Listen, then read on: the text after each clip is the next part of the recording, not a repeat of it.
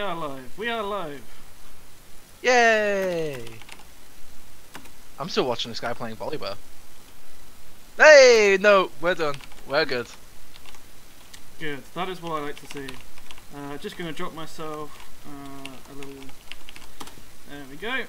Perfect. We're live. Right. Let's start going through the patch notes. Right. So I think the place I want to start with is actually all the way down in... I think it's the jungle section? The section talking about the change to Baron buff and Dragon buff. Okay. There we go. The Hound of Baron and the Elder Dragon buff.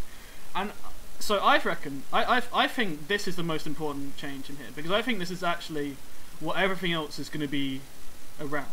So all of these other changes affect certain people and whatever, but like this is the one that's going to change how the game's played. Okay. And I think that actually, because of that fact, all the other champion buffs and changes this patch should be because of this change, really. Like, if they're buffing and nerfing people, they should have this in mind. So I think it's definitely worth going through this first. Okay. I'm sure you can all read through this. The gist of it is that Baron buff itself is massively buffed.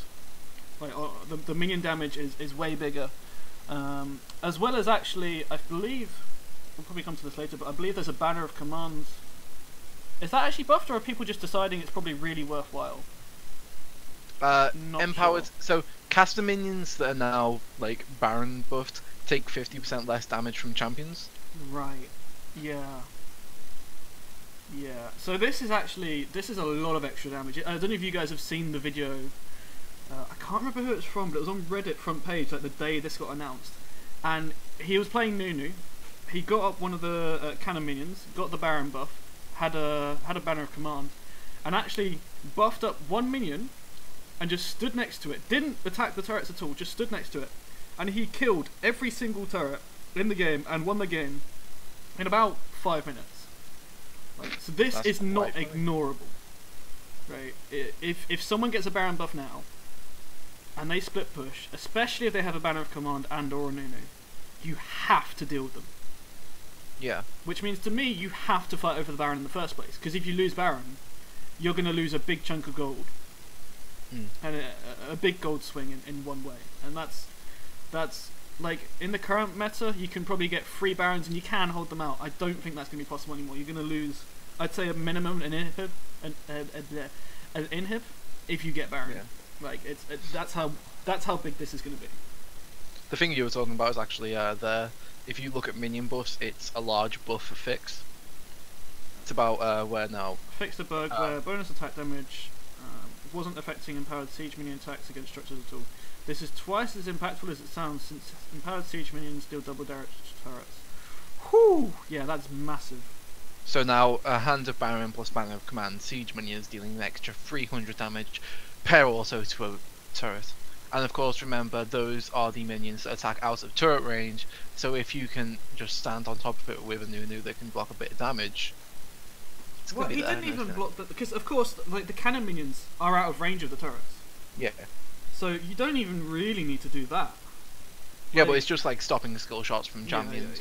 Yeah. It's gonna help in sieges. Yeah, obviously it was a very specific scenario that they showed, and it wasn't like there was no enemy champions or anything, but just demonstrating the power of this massive buff is it was devastating to watch. So I'm actually really excited for this. I think this is a really good change. Yeah, I agree. But the change I'm slightly more excited for, though, is the Elder Dragon buff, the respawn going down to 8 minutes. 8 minutes from 10 minutes. I think that's... Wait, so what is the current Baron buff respawn time? Is that now completely the same? The Baron buff is 6. 6. So it's... Ooh. That's actually interesting, because, like, that means they're closer together again. Sometimes you'd get that trade where one team would get the Elder and one team would get the Baron. And then the next fight would just be completely over one. But this is actually getting to the point where it's close enough that, again, you can just trade. So, to quickly go through what the Elder Dragon buff is.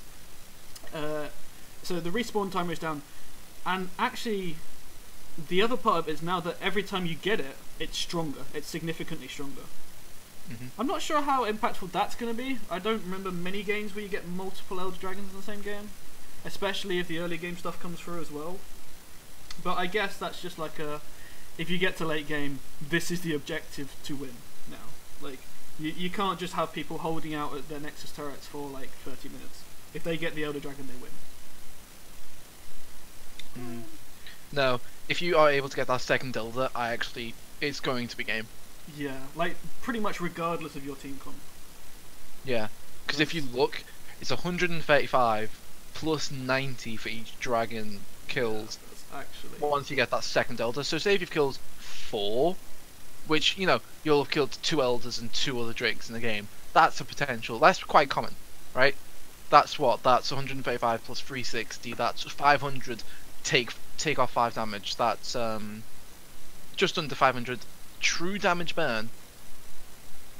Just for killing those 4 Drakes. Yeah. That's big. And then you've also got so of those first 2 Drakes, you get 100% extra buff. So say if you got a infernal and an ocean, you effectively have got like huge. 2 or 3 of them. And I think this is probably the biggest point for you as well in casting. This is going to be these 2 buffs are going to be the thing to go for now. Like, it's also going to mean we're not going to have any 90-minute games looking at you, Korea. 94-minute game. I had SKT in as well. Like, you'd think that they would be knowing how to finish a game up, but no. Yeah, so I think these 2 definitely worth thinking about in when we look at the rest of these buffs. So where do we want to go to next? The big point is ability power, isn't it? So should we jump to that? Yeah. Should we jump to ability power? Right. Because this is sort of like a mid. Because remember how they had like the mid-season magic patch? Was it like 2 seasons ago when they reworked mages a whole bunch? Yeah. I'd consider this even a smaller version of that, but it's like right in the middle of the season. Because just how much changing with API. I've been talking to some of the others, and I think this is the biggest patch we've ever had. For us, that's this close to a tournament. For us, like not just King of the North, but also Newell. Like, I don't think Newell has been on during the preseason, but it wasn't like straight away in the preseason. I think this is the biggest patch in League of Legends that wasn't either a mid-season patch or a pre-season patch. Yeah. Although this is what they've said they're going to keep doing now. So if this is the standard, that kind of excites me. It means that the game is going to change a lot pretty consistently, which I like. I like that. Yeah, I'm excited for it too. Bit scared, but excited. Well, League has always been adapt or die, so any opportunity to get to adapt, I'm happy to enjoy that. It's true. The big thing is though, a lot more items are going to be giving you 20% CDR in mid lane. I have been saying this. It looks like pretty much guaranteed to get 40 to 45% cooldown reduction now, which I don't know. It's kind of weird. I always felt like CDR should be something you had to buy into, not got accidentally. Well, the thing is, CDR is it's the baseline for mages, isn't it? Like they don't do anything else. CDR is the attack speed for mages. Yeah. If that makes sense, I hope it does. But it's what initially gates them apart from mana. It's why I think Luden's Echo is going to be brilliant now, right? So they say, oh, Luden's Echo is for poking, right? It literally says this one's for poking. It's not going to be for poking, right? It's going to be 20% cooldown reduction, 500 mana, 90 AP. 90 AP. Any mid lane. Does it still have? Presumably, it still has the static shift effect thing. Yeah, that's why it's for poking, because it gives extra damage on abilities. I can see this actually being picked up on a lot more than poke champions. Yeah, this looks pretty catch-all actually. Like everyone wants cooldown reduction, everyone wants mana. Yeah. Everyone wants AP. Everyone wants AP. I actually think the passive effect is pretty minimal now, really. Yeah. Do you actually play mid lane at all, by the way? Are you a good mid laner? Mid lane is my main, but remember I am gold, so. That doesn't mean that much. You probably have a better understanding than a lot of people. So yeah, no. Luden's Echo is an item that I would go quite a lot just because the movement speed is really nice. But when you take off that movement speed, and you say here's 20% CDR, a lot of mages are going to go, yeah, absolutely. Yes, I'll take that. Yeah, that's I can also see Transcendence being run, because one thing about this is a lot of these 20% items have this unique passive of haste. Unique passive of haste, so it's going to be a lot harder to get 40% just off the second item. because a lot of items will only give you that extra 10%. So for example, if we look lower to Hextech GLP, if you bought both Luden's Echo and Hextech GLP, that'll only get you to 30% because of the unique passive won't stack. But if you interesting. I hadn't really thought about the fact that haste is a unique passive. Yeah, but if you take Transcendence, which is it gives you the 10% cooldown reduction, and then lets you overcap and swaps it to adaptive AP or AD, I believe. Yes. But that lets you get 2 item 40%, which is really good for a lot of casters. It does. It does indeed. That's. And then, since a lot of AP items these days are going to give you CDR, it's not wasted CDR. You know, I hadn't actually thought that deeply into this part of it, but now you're making me scared. Yeah. That's why this is a big change. Yeah. I always find it interesting when they talk about cooldown reduction, because it's something that they have definitely increased giving to people. And I'm pretty sure whenever I've heard them talk about it, they've basically just said, because it's fun. Yeah. And they're not wrong, it is fun to have a lot of abilities flying about the place and hitting people and whatever. Like, Ezreal's fun for that very reason. He's the king of just constantly chucking out spells. So it's like, I can see it. I can see it. But it's not just like, it's not one way, is it? It's like, it's two way. More things are coming at you, but like more heals and more shields are also coming out as well. So. Oh yeah. Yeah, I can see that. I don't mind. I don't mind them going down this route. So Less actually frosty. See, so GLP, do you think it's been buffed or nerfed? Right. So GLP was in a really weird place. It was very niche, wasn't it? Yeah. Yeah. It gives health, and then you go, but proto bells. There was. I think there was no reason. Was it only Aurelion Sword that used it? I can't think of anyone else that would consistently use it. Yeah, no, it was probably only Aurelion install. Why did he use it over? Oh, I guess he used it because he didn't want to move out of his perfect range. He always has a perfect range. Yeah. Yeah, I guess that makes sense. I don't know. I'm intrigued by this part, which is the Frostbolt cone narrowed by 10 degrees. Frostbolt range increased by 200. Now, I can't off the top of my head think what 200 is, but that sounds like a lot to me. Right, so think of it, actually perfect analogy I kind of have. Think of it before as a Ash Volley, and now change it to a Swain Q. It's a bit shorter and narrower, so it doesn't spread as wide, but it goes further. Right, the slow has gone down, the missile speed has gone down. Missile speed has gone down, that's interesting. That's a weird nerf buff point. So it's slightly slower. Yeah, it's weird because they say it's for catching, and then it makes its catch potential less. But well, they're saying the item is for catching, not that they are buffing it for catching. I would have liked to see the slow percent stay at 65, because but then again, you're going to be able to slow people who are a bit further away. Yeah, that's true. I don't know. So I was talking to Joe earlier, Miss Swifty, our resident Aurelion Soul player, and he's interested to try this one, and he was debating whether or not it's just worth now going straight for Rylai's instead, because it was always the toss-up between those two items. They basically do the same thing. They give you AP and they give you a slow potential, and I think one of them is just always better. But GLP now gives you 20% CDR. That is true. Yeah, they have. They just sort of designated it so that these 3 items that come out of Lost Chapter. These are like the 3 core items. You get one of these. That's sort of how I'm seeing this right now. Yeah, it's basically going to be that.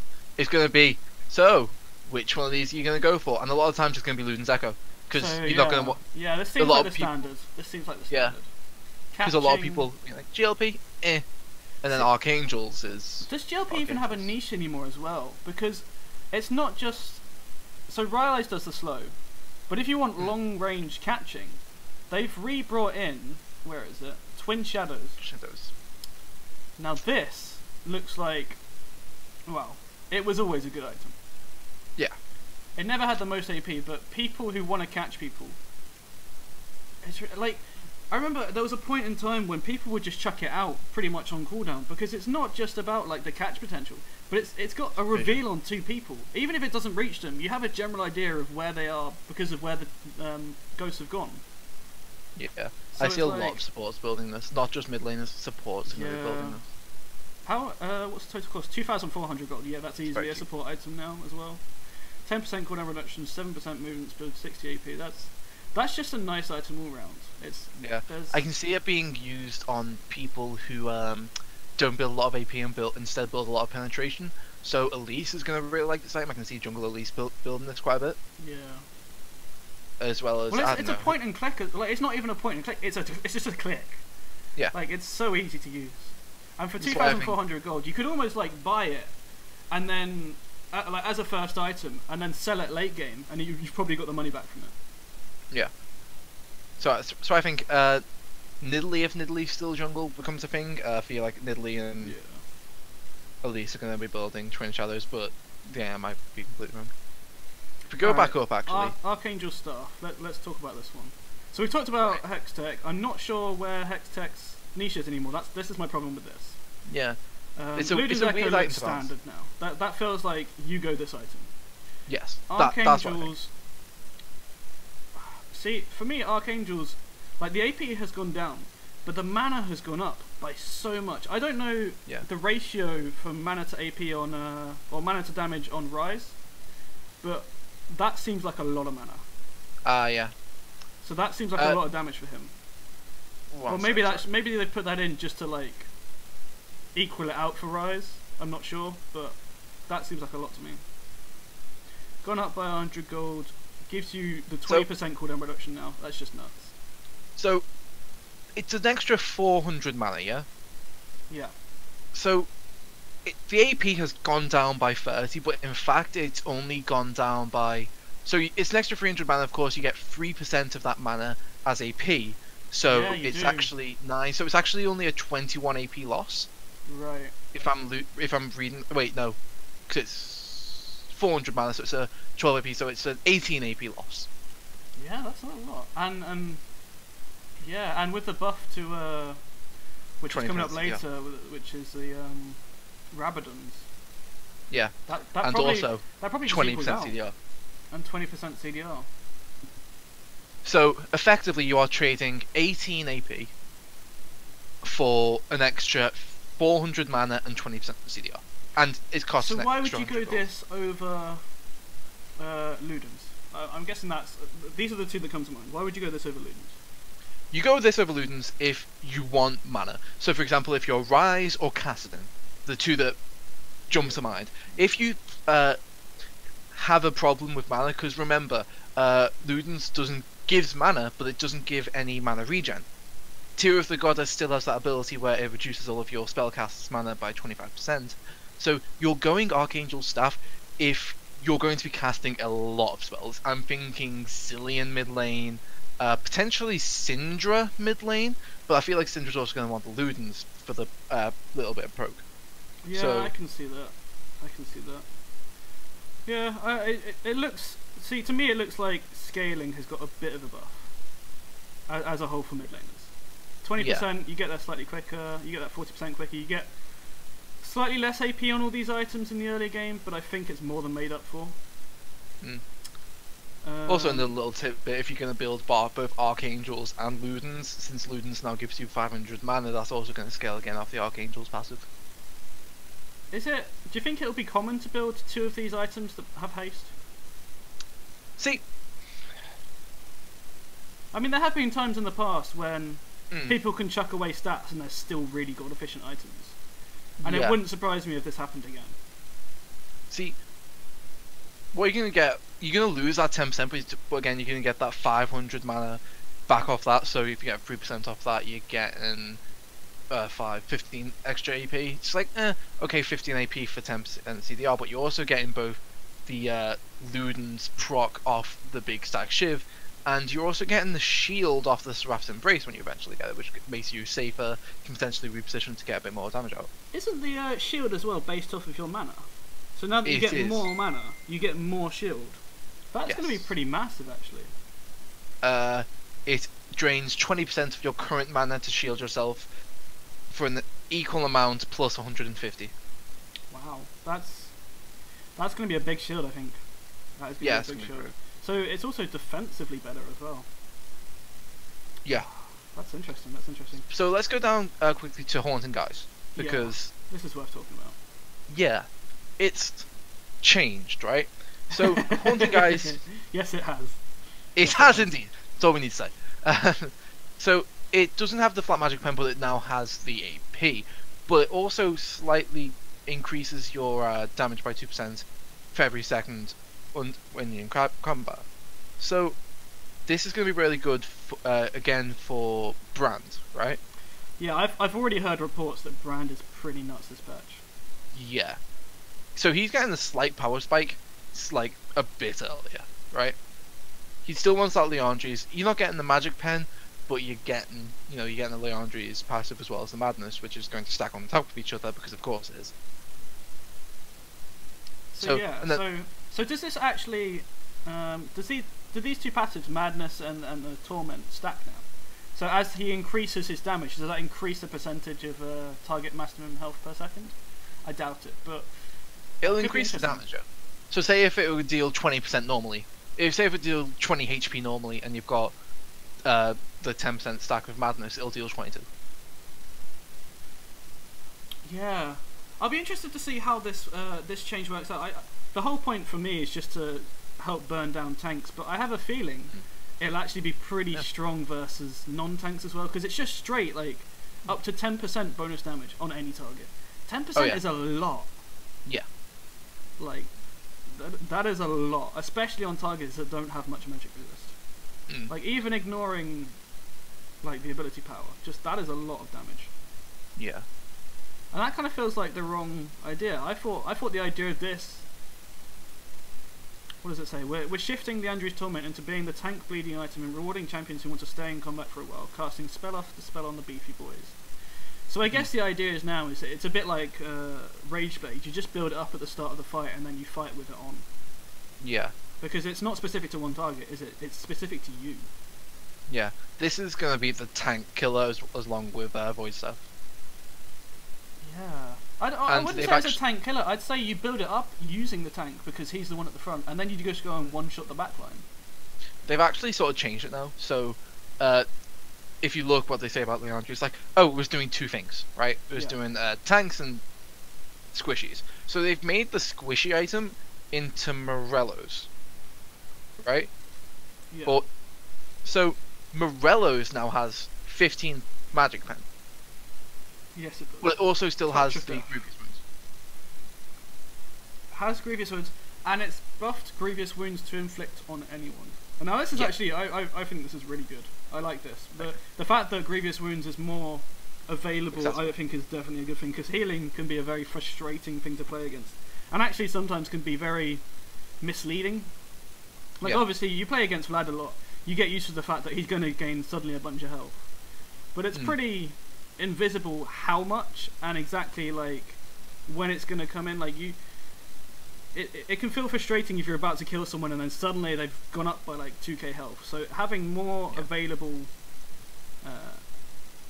healing reduction is definitely a good thing. I guess it's almost like, to me, the champions that use healing are the ones that are frustrating, not healing itself. Like Soraka. Yeah. Soraka is fundamentally frustrating to play against. Because she just sits there at the back and presses W and presses W and presses W. Yeah. So maybe. So what's gonna be weird? Go on. Sorry. Maybe they should look at the champions, but this is a good solution, I think. A good solution for now. What I've always said is the Grievous Wounds should also affect shields, but then what's the difference between a shield and a heal? Shields can be more powerful because they're temporary. Yeah, I can see that. I can see that. If you buff shields by like 5%, and then make Grievous Wounds affect shields, I feel like it'll be balanced.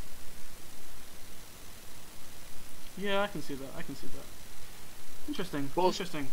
So let's move on to Oblivion Orb. Right, now this is the most interesting item. Well, Oblivion Orb and then Spellbinder.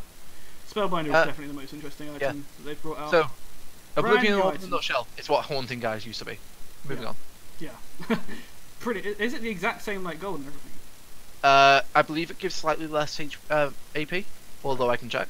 It's 25 now. What did it used to be? It used to be 25. Right, cool. So that's Haunting Guys. Spellbinder. This is really interesting. Yeah. Nearby allied and enemy spellcast, charge Spellbinder up to a cap, 100 maximum. And when you use the active, Gain a maximum of 30% decaying movement speed and 100 ability power for 4 seconds based on charges spent. 60-second cooldown.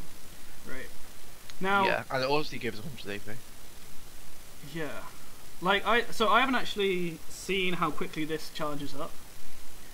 Neither way. Because I haven't played it. But, like, that sounds pretty guaranteed to be 100 AP to me. Yeah, it is. For 4 seconds, 100 AP. It's almost a bit like. No, what was the item called? The one that you used to, like, put on an enemy champion. Like, Death Fire Grasp. Death Fire Grasp. It almost seems a bit like that to me. You press a button, and then you do your full combo because you'll have a bunch of extra damage. See, that's a lot. I feel like this item alone could bring AP assassins back into the meta. It's only 2,800 gold as well. It's not an expensive item. Yeah. So 10% movement speed. Yeah, I think you're right. So bear with me. Fizz loves this, right? Fizz wants to get easily. Yeah. So what Fizz does is he launches this shark. If he hits, he pops this. He gets in range of you, even if you flash. He gets this Q. He's going to have the extra magic penetration due to the mastery after you use a dash, which is going to be his Urchin Striker's Q. He's going to not be able to get hit by it because then he's going to use his Troll Pole as E. Then he's going to land on you and he's going to deal a bunch of damage. The only question I foresee with Fizz, I'm going to use Fizz as an example because I play Fizz, is whether he now starts looting Lich Bane or Spellbinder. Interesting. Because this doesn't give AP, CDR, so sorry. It looks to me like they're really defining the roles of items now, because like this item and the Leandres that we just saw have completely opposite roles. One gives you damage the longer you stay in a fight, one gives you damage all at one go. Mm. And I mean the concept is kind of the same. You stick around until you've charged it up and then you go in. But like one is definitely more about casting continuous spells, and one of them is definitely, alright, let's do my combo all at once, and then I'll be useless for a while. But this gives 100 AP on its own. Like this item gives you a best case scenario 200 AP for 4 seconds. Yeah. Which Syndra's gonna use this. Oh no. Because think about it, Syndra's just going to go Spellbinder, Q to get the stacks, and then but just a second before she presses R, she's gonna use this. And she gets 30% movement speed as well. You can't, like, if you're near her in a fight, you die. Also Echo. Echo's gonna love this. Oh no, that is. You are scaring me, my friend. Yeah, no, this is a scary patch. So we've talked about Twin Shadows already. I'm gonna try and hurry us up a bit because we've only got 10 minutes left. Oh, Katarina as well, it's bad man. Oh, Katarina. Well, she kind of likes staying in fights though, although it is kind of all at one go. I agree. Initial resets. So Void Staff has been slightly reduced in AP. Rise Crystal Scepter's gone up in AP. See, so a lot of these items have gone down by like 10 AP, and I think that's just because they have buffed Rabadons. Yeah. Like, it gives you that extra 5% AP, so I think it kind of comes back. Yeah. It's slightly cheaper as well, so I think Rabadons is definitely going to become the must-buy again, which it hasn't always been recently. Alright, yeah, so now that you've successfully scared me about ability power, let's move on to top laners. Darius is getting buffed. Only early. It's just a little bit of damage by the sounds of it. I'm not too worried about this. His weaknesses have already been very clear, which is just kite him. So as long as the new Shurelia's Revelry Revival doesn't suddenly give him a load of stickiness, I'm not too worried about this. This is fine. Starts building Twin Shadows because why not? Yeah, maybe. We'll see. Gangplank knee has got a nerf. Yeah, quite a big nerf, especially to his E. Yeah, his E lasts a lot I think less. that's fair. I think it's all fair. Yeah, definitely. It's yeah, he's been pretty prominent recently just because he doesn't have to do anything. You just sit there and farm up and you're fine. The Gnar nerfs are actually surprisingly big. I used to be a big player of Gnar when he initially came out, and initially the Q boomerang through cooldown refund was 60% on everything, and then they nerfed it so it's 45, 50, 55, 60. When it went down to 40%, you really hurt your early game. So it's going to hurt the late game a bit more, so like mid game, like laning. like just before mid game, and then his E hop isn't gonna do too much because you don't often use hop. I think this again, it's a fair like. This isn't Riot's Olaf Hammer. This is a fair nerf. Like Yeah, he has been pretty. He's another one of those champions that is so impactful in the mid-late game that he really shouldn't be able to win lanes super hard as well. No. And so I think this is a fair nerf. I mean, he's not lost damage particularly. It's just a bit of slower Qs, which I think is fine. This actually damage nerf on the E doesn't, I think, affect too much. It's a buff. Really. Oh, it's a buff. Yeah, I guess that's just making up for some of the Q loss. Yeah, that's fine. People don't exactly E in particular. Yeah, that's what I'm saying. So that's fine. These Ornn changes, I'm a little bit. I don't really understand them. Not in terms of why, as in terms of what they are. Like what is happening here? So his W has a higher cooldown early, but a rank 5 is going to be the exact same. He's going to be doing more damage early. He's going to get an extra 2% max health early. But then when it hits rank 5, so you're looking at that level 9 mark, if he's maxing it, he's going to be doing 2% less damage because it's going to scale them. So it's buffed early, nerfed late. Do they max and it? Do they max? I don't know. I honestly couldn't tell you. I couldn't tell you either. So it's going to be doing... Kieran in chat. Kieran, do they what do you max on Ornn? I'm not expecting a quick response. So yeah, shield duration has gone up by a second. That's actually quite a lot, but that's whatever. Brittle duration has gone down by 3 seconds. That's nice. Yeah. I don't think he should get so rewarded for amount got nerfed last patch though, so. Okay, that's fine then. This is the bit I'm a little bit confused about. It's the E. So yes. No longer deals additional damage when colliding with terrain. Wasn't that the whole point of it? It still does the knock up, or like. Right. It has the knock up as well. For some reason, I completely forgot about the knock up, and I was just imagining him hitting a wall and nothing happening. Yeah.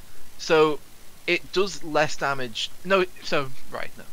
It doesn't do the extra damage when it hits a wall, but if you look at its base damage and its damage ratio, that went up quite significantly, right? So the initial damage is bigger, but if it hits a wall, it's worse. Yes. Right. So you're not as rewarded for just hitting your own wall that you put up. Okay. Yeah. I guess that makes sense because it's pretty guaranteed that you hit your own wall. You put it there. You know where it is. So you're doing a little bit less damage. Okay. If you actually look at overall damage, that is the damage of when it hits. Yeah. Overall damage has gone down slightly. Overall damage ratio has gone down slightly. Yeah.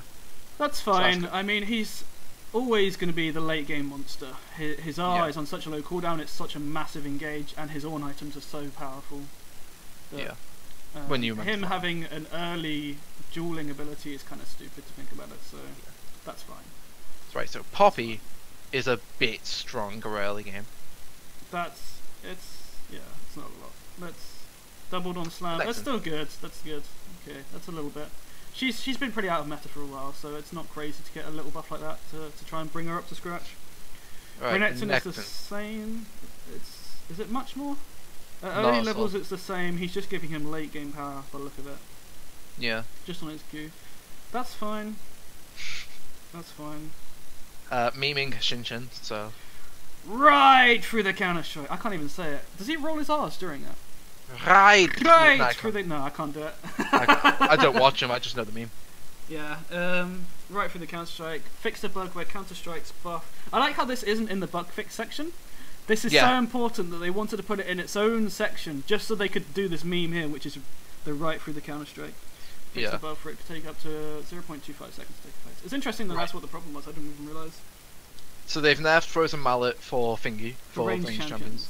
So basically, Gnar when he's a mini bomb, Gnar and Teemo. That's the ones that come to my mind. Evelyn, that's literally not going to affect me. They whipped Evelyn too hard last patch, so they're giving us some aftercare now. You can't say that on stream, man. It's her whiplash. They nerfed it too hard. It's all fine. That's fine. I'm fine with that. Fiddlesticks is this Fiddlestick buff looks pretty big to me. The R cooldown has gone down by 50 seconds. This is true. Late game. 50 seconds. With cooldown reduction, I think Sol worked it out. It was somewhere in the 50 to 60 second mark with cooldown reduction. So if you want to get because you can even add ultimate hat on top of that. I've never seen Ultimate Hat as being that good of a thing though. I like Ultimate Hat. It's fun, on but it doesn't seem that good. On Ultimate Reliant champions such as a Fiddlesticks or a Cassidy, I really like it, I won't lie. Yeah, but I feel like the Crowstorm is like... You spend so long positioning for it that you only really get one off per team fight. Like, even if you could get two off, you probably wouldn't. That's true. And also, this is actually quite big. Bonus damage to monsters for the E is now 100%. Yeah. So, it says, hey, you jungle this guy. Well, which you always did, but... There's... it no longer deals bonus damage to minions. I don't see that as a thing that's relevant, really. Yeah, that's why they removed it. So they're like, we're gonna give you monster damage, just take off. Right, Callista, as the as the AD carry, I expect you to talk about the Callista changes. Yeah, so I'm interested by this. I don't. So until I try it, I won't know for certain. It looks really interesting to me. So they've reduced attack range slightly. She already had quite a short attack range. This is now Lucian's, same as Lucian now, which is actually really short. So they've lowered her base attack damage by 5. She's already got a low attack damage, and she only gets 90% of her AD on each auto. So that's definitely lower, and that's definitely going to make a difference. But they've upped her attack speed. Like, not just base, but also growth. And that's actually quite a lot. 1 per level. Yeah. 1% per level. That's... So she's going to be attacking faster. She's going to get more stacks up. Her rend has now got less of a mana reduction until it's maxed. But you do max it first, so it's not... Like, it's... So she's slightly less good in the early game. Her attack speed that was on her W from being near her Oathsworn is now in growth instead, so I think she still has basically the same attack speed. Slightly lower range, but up to 25 bonus attack damage. Well, if you think about it, while she's near her Oathsworn at rank 1 of the W, she's just getting back the 5 AD that she lost from the base attack damage. Yeah, that's true. So early game... it's not massive. She's going to be poking you slightly less, but I think she's going to be a bit better in the late game. It's... I want to try it. And then a straight... Cogmore... Well, he got massively nerfed from last patch. He went from number 1 to the last spot. Which isn't massively surprising if you looked at how big the nerf was. So I think this is giving him back half of what they took away. And then, as an AD carry main, how scared are you for this? Oh, this is permaban for me right now. And it's not just me. I've been discussing this one quite a lot in my team chat, and we've all kind of said this is a permaban, which is kind of worrying. Like when it's not just ADCs saying it's permaban, that's pretty worrying. Yeah. Especially with, we might not get to it, but stopwatch now gets at 10 minutes. Yeah, that's a bit scary. Yeah. So if you don't know, taking it as much anyway, but yeah, it's definitely worth. So if you don't know what's happening, basically Q's the old Q now before pre-rework. So it's an auto attack reset and increases the attack speed for the next 2 auto attacks after the auto attack, which Q is. Okay. I need to log into League quickly. I'll quickly run through the rest. There aren't too many champions left. Shyvana has a bit less AD per growth from 3.4 to 2.8. Well, actually, I want to talk about this quickly. They are nerfing some champions because of the press the attack buffs. Sponsored by Twitch Prime, by the way. Press the attack buffs. Now, I want to put these buffs in quotation marks. Let me just find press the attack real quick. So press the attack, the damage that it does at level 1 has gone up by 10. Yes. But it has been reduced, the damage amp, to 4% from 12%. So at max level, the amp is the same, and you get 60 bonus damage on it. That's nothing. That seems like a massive nerf to me.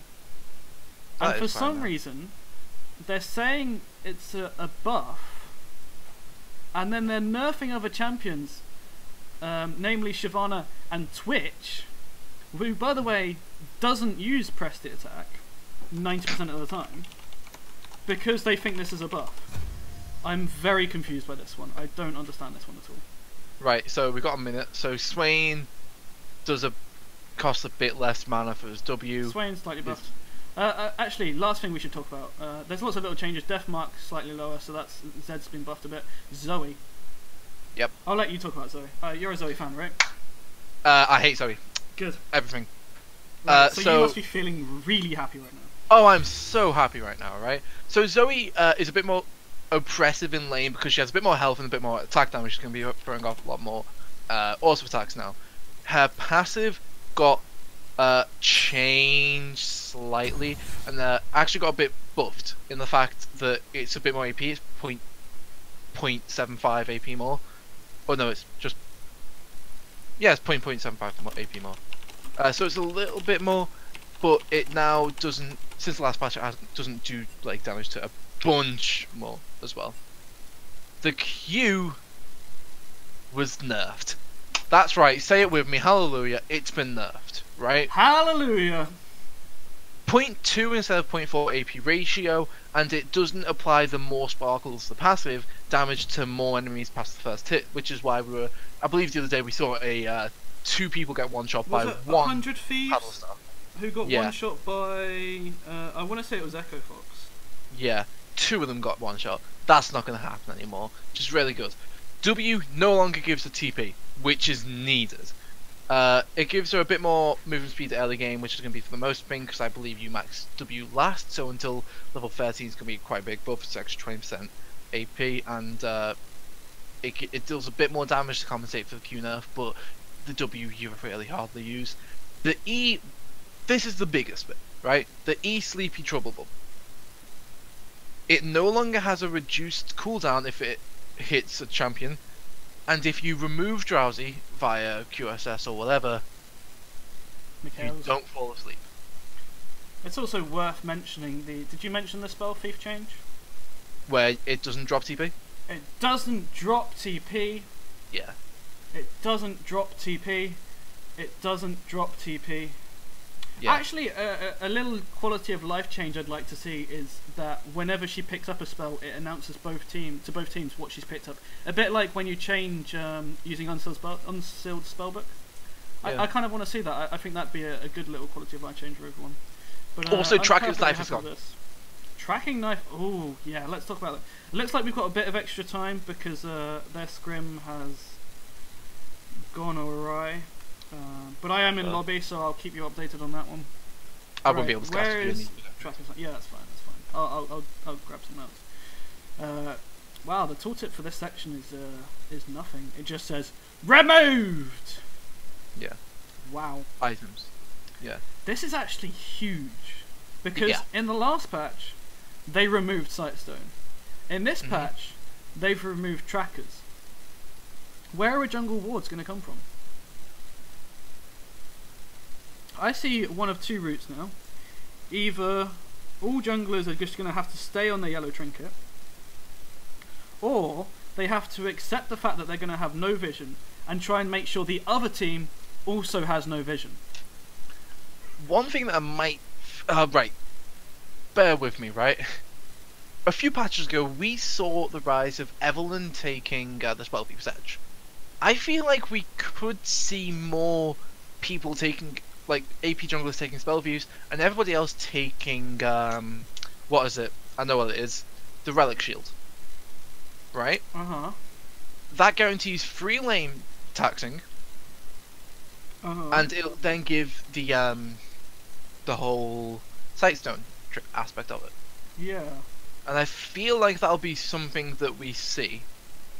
That's my call. This was actually something I talked about a little bit internally when the Sightstone changes came through, because I said there are some champions, the ones that came to mind are Gangplank and Ezreal, that can actually take things like Relic Shield and make use of them despite not being supports. And if they were doing that before you got a free Sightstone over it made sense to me that they would definitely do it once they get the free Sightstone. Yeah. So perhaps we might see more of that. People in other roles starting to take these items, the support items, to get, like, specifically just to get the Sightstone. I don't think it necessarily has to be jungler. See, the reason I say think not jungler is because I think they're one of the slowest to actually complete the quests. Because of course you have to Yeah. complete the quest now, and the quests are either pick up coins, which means being in lane, killing and sharing minions, which of course means being in lane, or poking people down, which of course means being in lane. Like, I feel like it actually might come down to maybe the mid laner or the top laner to pick up a relic shield or a frost fang, whatever the first one is. Spellthief's Edge. Spellthief's Edge, and be poking down just to make sure that their team has the vision they need. That's fair. I can see that happening. I can also see an even more emphasized requirement to take zombie ward, because if you're getting less wards, having wards last longer significantly is going to be really important. Yeah, I can see that happening.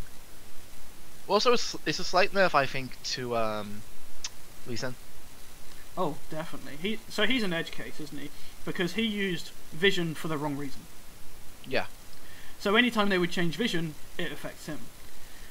Mm. I think they are right to just ignore that for now. I think what they need to do is actually, like, despite me thinking that Lee Sin has been generally in a good spot for quite a long time, I do think that he has, because of this niche area, he's actually kind of a hard champion to balance. When you can do Q Wartop flash ulti and kick someone into the middle of your team that was off the other end of the screen, that's kind of ridiculous.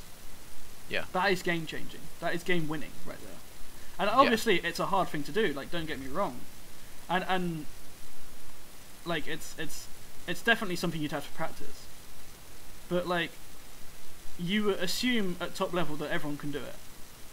And if everyone can do it, then that becomes a problem. Because that is such a strong thing. Yeah. And it's not even like you have to hit the Q on the priority target. You just have to hit someone nearby them. Or you could like ward hop first. You can change it up in a lot of different ways. Mm. And it's pretty, there's not a lot you can do about it other than flash. And if they're using flash and you're using flash, then it's you no longer have flash, and that's more important for an ADC than it is for the jungler. Yeah, definitely. Like that is a worth trade. That's when you put worth in all chat. With a hashtag and put a bit. Of course. Even if you died and your entire team died, as long as you said worth, it becomes worth. Exactly. That's how it works. Right. Is there anything else worth talking about? Unless you quickly want to talk about the new champion. Ooh. Now, how do you say her name? Kaiser. Kaiser. I'd say. Because that just sounds like Kaiser to me, the German dictator. Well, it could be. Kaiser. Which, I'm not sure how I feel about that. Kaiser? Actually, probably something that's worth talking about, which I haven't really looked too much into yet, is actually the fact that a lot of runes have been moved. Yeah, I'm gonna have to look at a tree. Like, I'm gonna actually have it's mostly resolve and inspiration. Yeah, thankfully.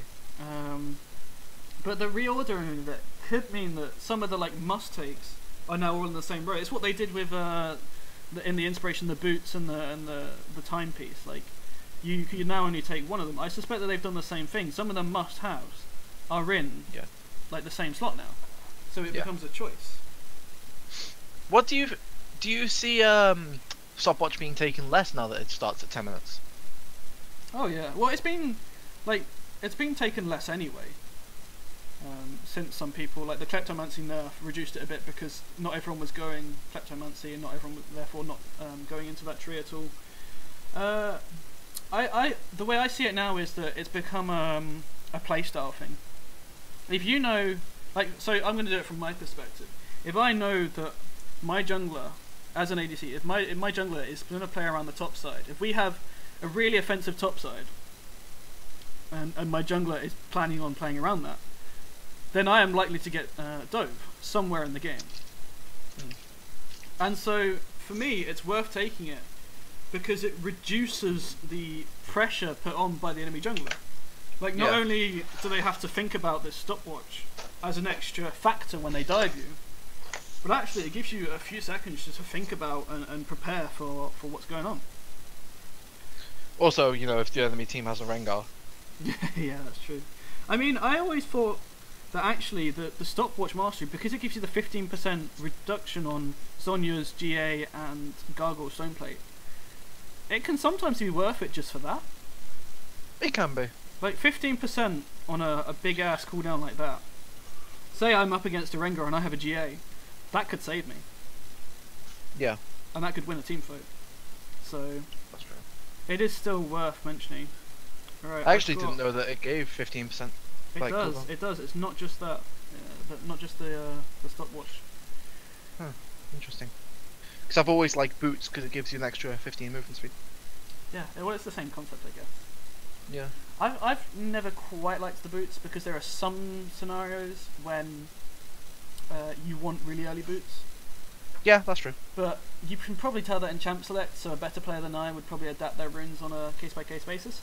However, I am not that player. I ain't about that. Yeah. Right. I have got 9 out of 10 people in this lobby now, so what I'm probably going to do is I'm probably going to try and find myself a co-caster and let you get on with your evening. What are your plans for the evening? I haven't eaten all day, so I'm about to go to Nando's. Oh, that's a classic evening. I'm quite jealous. I mean, sack off the game and just come with me, innit? You know, you probably don't live that far away from me. Where is it you live? Fallowfield. Are you going to the one near the big Sainsbury's? Yeah. Oh, that's my local. Yeah, it's my local as well, because it's walking distance. My boy Gaffercake's going to Nando's. My girlfriend's looking at me very unhappily. Is your girlfriend like, don't you dare ditch me for him? Well, no, it would be more her ditching me for you. If you're not coming part, then, you know. I'm jealous. I'm jealous. Enjoy your Nando's. So Enjoy your take casting. a cheeky picture and send it in the Discord. I will. I will make sure to do it. You know, for the memes, for the spicy. That's what memes. I like to hear. That is what I like to hear. Exactly. In a bit, man. Have a good cast. I will try. I will try. In a bit. Excellent. Right. I am on my own, guys. This is it. Is anyone in chat with me? Is anyone watching? Would anyone like to discuss any of the points we've brought up? I noticed the chat's been distinctly empty today. I can give you a quick update. We do have 9 out of 10 people. I may have just said that. I'm not sure where the last is. Likely in-game, knowing these people. So who have I got? Solomon. In fact, I'm going to move across. Oh, I've got an offer from Nick. Nick's playing. This is cheating. This is not how this works.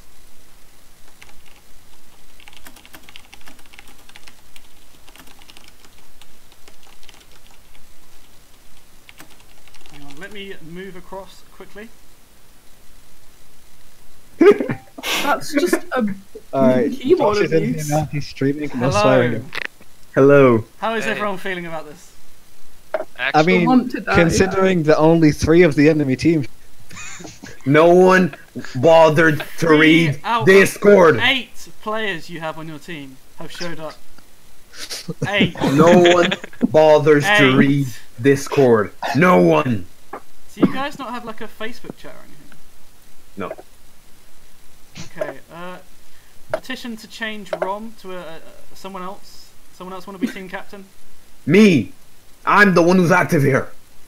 I'll do Ruben it. is their most active member, but that doesn't mean he's set up to be captain. Yeah, I'm not sure how I feel about Ruben given power. I can bring a I will not do anything wrong, I promise. I can bring a silver 5 Yeah, jungle but the thing mania. is, if someone joins the society and they're like, "Oh, look at this Discord," and then on the right at the top it says "Lolly Connoisseur," I will change my name. I mean, mine said trap connoisseur for about 3 days.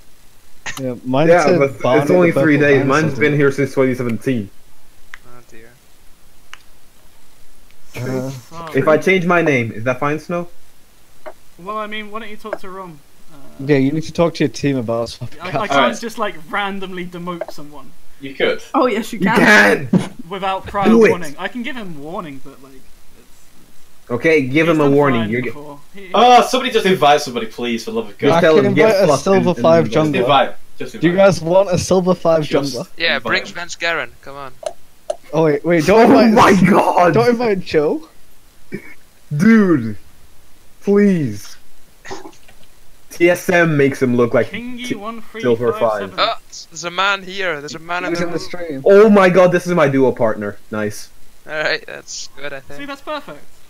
Yeah, it all Apex. worked out. Apex. Do you want to give him a Discord invite? It's my dude! My dude is here. Mason, we're streaming, so no language. Please. Luckily, A, I can't see that on stream, and B, it's censored, so... Oh, Family friendly stream. Oh, What is a that- disappointment. Oh, are you streaming? I'm sorry. Yes, yeah. Oops. Apologies. Don't want to ruin No. the target audience. If Josh, could you please drag us into our separate room? Actually, no, my team. Just move into our. Yeah, you guys have team chats, you know that, right? Yes, I forgot about that. Is it bad that the 5 of us have more chemistry than our actual? Alright, I'm not sure I wanted to stay in that for much longer. So, I am going to stick with the solo cast for now. Completely on my own. Not sure how I feel about this. I was expecting, you know, anyone else. But that's fine, that's fine. I'll make do. I'll make do. Right. Wait, move me now. Can you not move yourself? Wait, where are all these people? They were all here a second ago.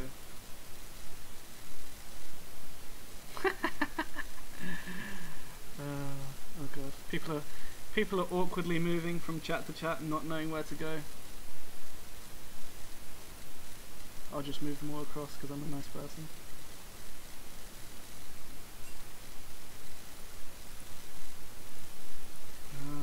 Where is their 5th person?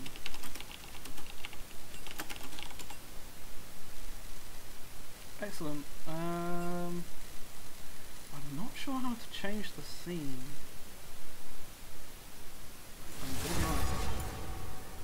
I mean, has that done it? Is this... So hang on, if I move this down... Ooh! It looks like it's worked. Good. That is what I like to see. I am a professional.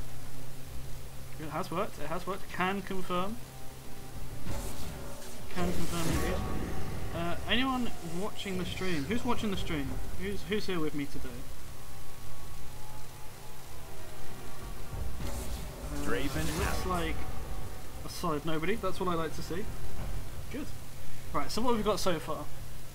So, the Warwick ban against Solomon, he is the highest ranked player here, that's unsurprising really. I won't be The denied. Sejuani as well, I suspect we're going to see a solid 3 jungle bans coming in from the Yitang clan side, from the BBK side as they're now known.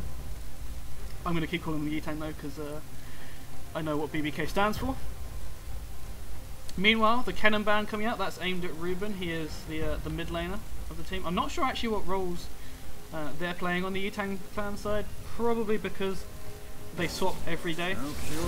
Not useful for a casting perspective, I know, but hey ho, we'll have to make do, we'll have to see.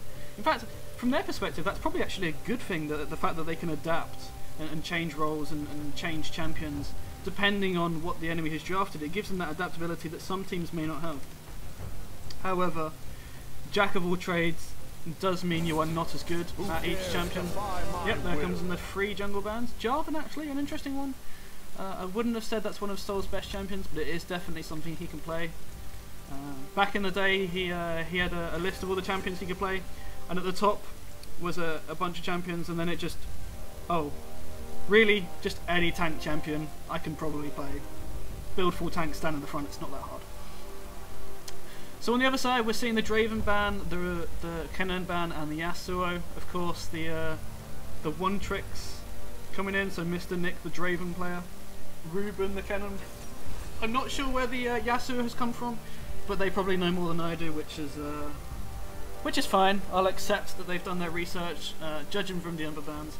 So the Aurelia has come in from Soul. Now I'm a little scared for Yitang Clan's side already, because this is actually his long-term main.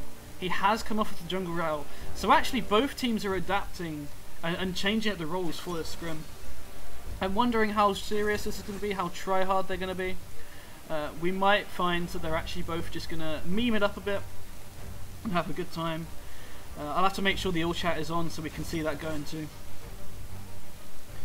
Soraka coming in doesn't surprise me. Dockers is the typical E-Grill, getting those Sona, Lulu, Soraka, Janna champions down.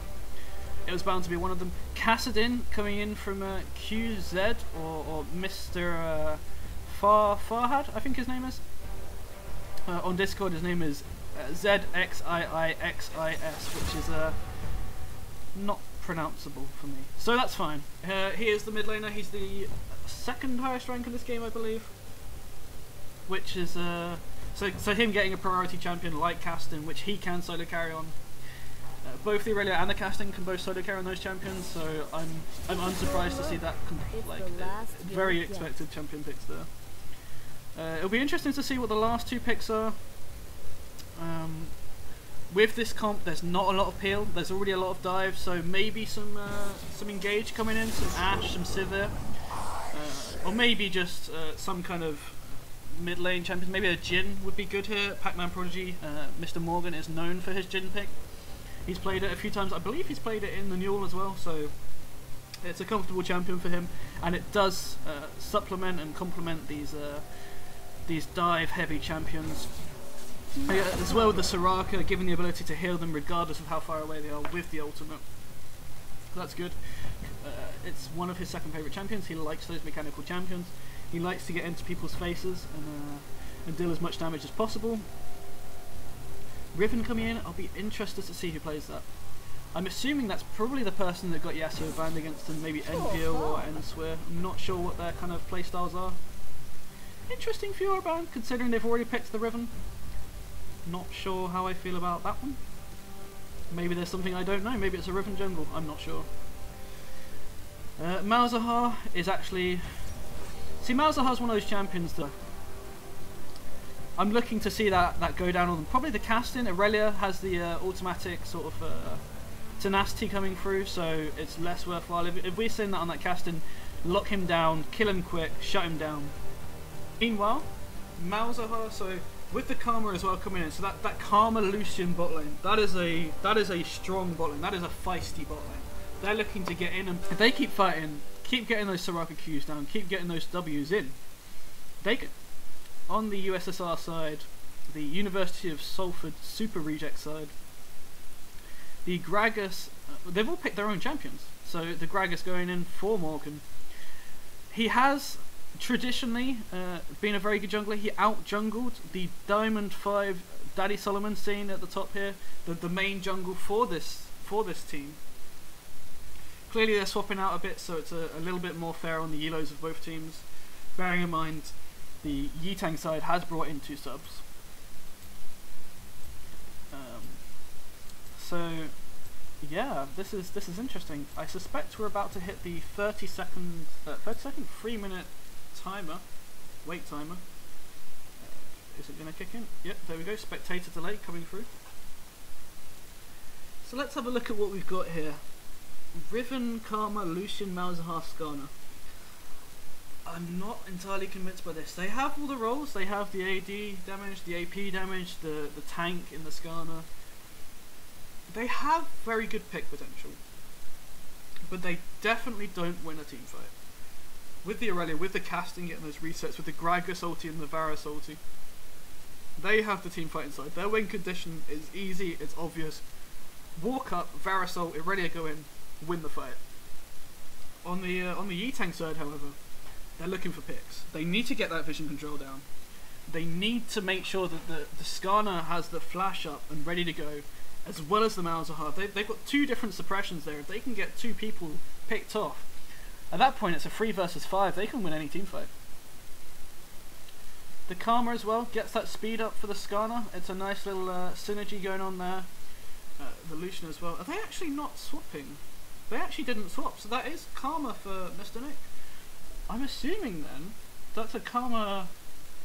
Is that a Karma mid lane and a Malzahar support? It can't be, can it? No, it must be the Karma support with the TP as well and the Ignite on the Karma. I'm thinking that they put Mr. Nick on support. He can't carry from that role, and he is one of the better players on that team. But that does mean that they can try and he can try and get the vision control under wraps. Interesting how no Rengar. Yeah, these guys have not adapted at all to the new changes by the look of it. The Lucian coming in is nice, but these are very much champion picks from the last meta. I have just seen one of the team disappear. I'm not sure why. It's so sad listening to you cast alone. Just swap between team chats, listen to the comms. I feel bad for you. Well, you gotta do what you gotta do, man. So this is it. If anyone wants to come and join me, they're welcome to, but I don't expect them to. I'm perfectly happy to continue on my own. Gotta get them hours up. Gotta get them hours up. It doesn't help that there's 3 minutes where I have to just sit here and chat. I thought I'd join you real quick. I've requested for Kieran to come and assist you in casting, so you're not alone. You looked a bit lonely, so I thought. I'm getting through. I'm getting through. We'll get you a buddy to. It'll be helpful once the game actually starts. Yeah, but he's going to be on his way. Cool. All right, have fun. Oi, Miss Swifty is in the chat. Do you want to come join me? You're around. You're available. Get your ass in here. I know you have that ability. I gave it to you. I'm coming in a back. What does that mean? Right, the game has started. This is what I like to see. Get ready, Josh. The thing is, I don't get a notification, so what's probably going to happen is you're just going to start speaking and it's going to scare the crap out of me. But I'm looking forward to it. 1 minute. Excellent. Excellent. So, here we go. See a bit of the ranks now. The Riven 4, Envio, it must have been his pick. The Yasuo ban coming in as well. Predator on the Skarner. Not sure how I feel about that. Hello. Hello. I've got a co-caster. Sounds like I'm about to get 2 co-casters. This is going to be interesting. Because I think Joe is about to join us as well. Exciting. Are you spectating? Are you able to spectate? Which game is it? Just spectate me. Oh, okay. Yep. So, have you seen any of the context for this game? Are you excited? I have no idea. Morgan told me that you were casting and I should join in, and so I'm joining in. I can't actually spectate on you. Why is that? Is it because I'm in? It might be because I'm not actually in the game yet. I don't know. Spectate Soul. Can you spectate Soul? I can indeed. Excellent. There we go. Perfect. So who is it that we are? So it's the Yitang clan having a scrim with the BBK. Oh no, they are BBK. BBK is Yitang clan. Yitang clan are having a scrim with Soul's team, the USSR. Right. So BBK versus USSR. Not sure how I feel about those names now that I think about it. But, there's a couple of things I can think of. Yeah, I'm not sure I should be. Well, you know exactly what BBK stands for. Oh yeah, I know exactly what both of them mean. But I told them specifically that they couldn't have the actual name and they could just have the acronym. Yeah. But, so let's not. Well, let's not go on to say what they let's actually. Not go on to that. So I can't actually tell yet if it's the Malzahar support, Malzahar mid lane. I find it weird that Nick has put himself on support. I know he has played support for quite a while. I have not got any game happening right now. This is weird. Yeah, it'll take a couple of seconds for everything to kick in. There we go. There you go. Right. Are you actually in as well? Yeah, I'm in as well. 5 seconds, 6 seconds, 7 seconds. Right. So while nothing's going on, let's run through what. Have you ran through what the picks and bans are?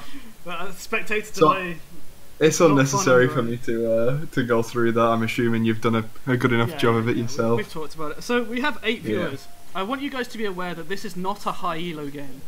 If you're expecting good plays, you're not going to get that here and enjoy that. But it is Team Scrim, so you can expect coordinated gameplay at the very least.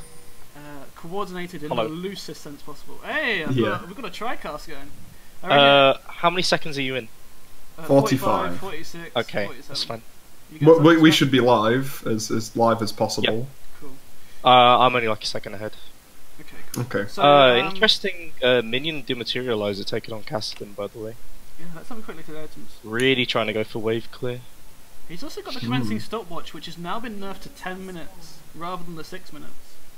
I'm not sure I if mean, that it makes he's sense picked the because- patch notes or whether or not he's just picked that because This he is what I doesn't would know be what doing. else This to is the take. perfect time to try the new patch. It's kind of odd that they seem to have mostly picked what appear to me to be last patch picks. These are all picks that were strong last patch, and they're probably just hoping they're still strong. No, I can see the Aurelia being well. If you're talking God. about Rune, I can see Aurelia If you and Riven being rearrange better. the scoreboard, it actually does the images on the right now too. Check that out. Ooh. That is fancy. Yeah, let me get on that. I'm That's going. amazing. So, touching up on the mid lane matchup, Malzahar will be bullying Kassadin a lot early game. There's Yeah. not really much Kassadin As can we do. move to him using the directed camera and Cassadin is winning. Well, There is a bit I'm of an saying elo what difference should here. In that mid lane, that is one of the better players, one of the better mid laners at Salford. Of course, not including yourself, Joe. Yes. Versus Ruben. TX. Ruben. I don't need to say anything else. Ruben. Ooh, the trade coming in from the Riven, actually beating down, using that level 2 advantage on Sol. Sol's pretty low. Sol is probably going to have to go back. And No, he bought a recover- corrupting. He bought a corrupting does have a potion. He's probably Nick just playing gonna- aggressive on bot lane, misses the Q.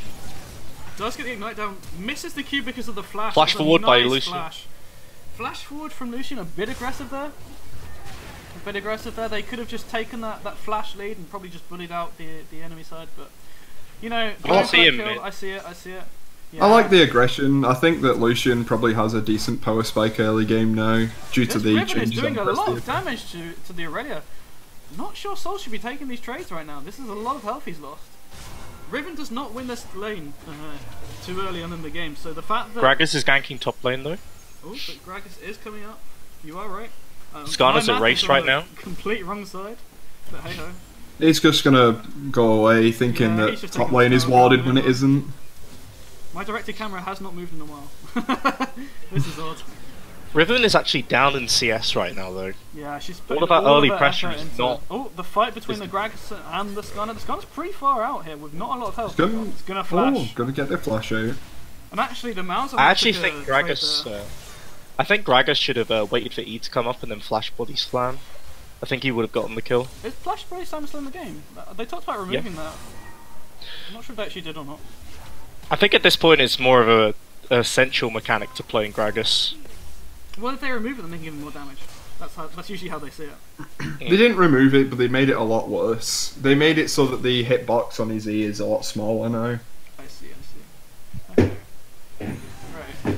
There's so far nothing major yet to happen, but I'm not convinced that Fight Sol top lane. should be losing these fights. Well, he has the lane sustain on Riven because of the passive on W, which gives him health every time he auto attacks. But He does, but if he dies, that won't be useful. no, but in this situation, he does have the minion The wave. electrocute comes down.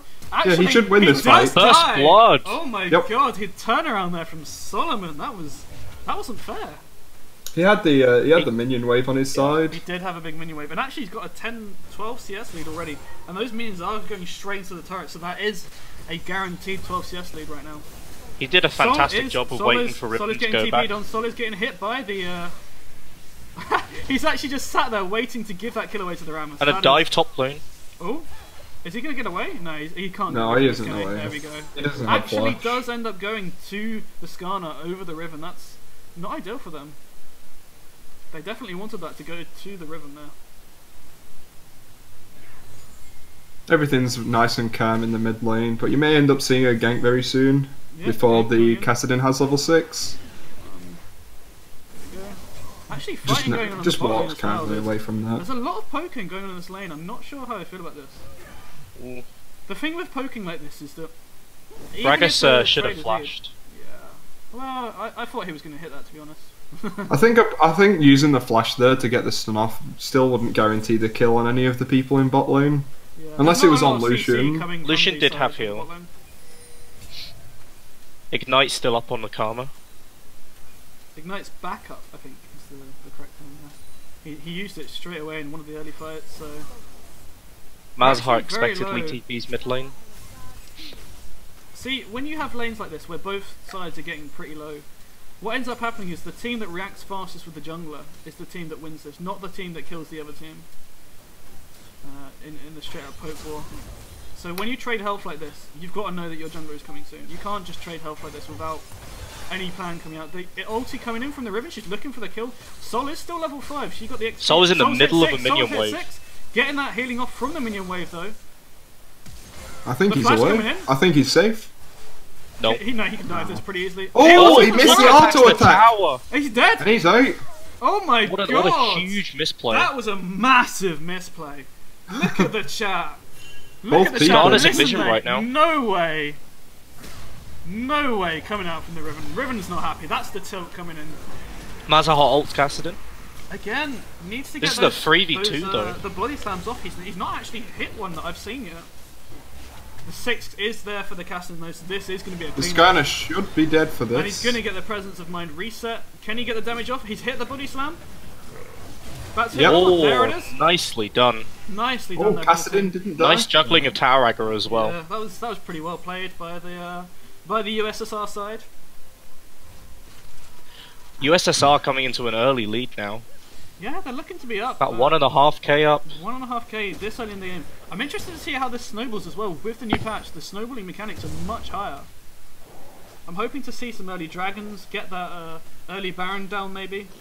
Like, we're seeing mountain dragons already. If they can get that early dragon lead, get that early Baron, that's game 1. That's a win condition easily there. We are actually seeing like CS leads as well across the board pretty much from the USSR side. The only lane that's losing is the bot lane. And there is a big wave there for him to pick up as well, so he's not even that far behind.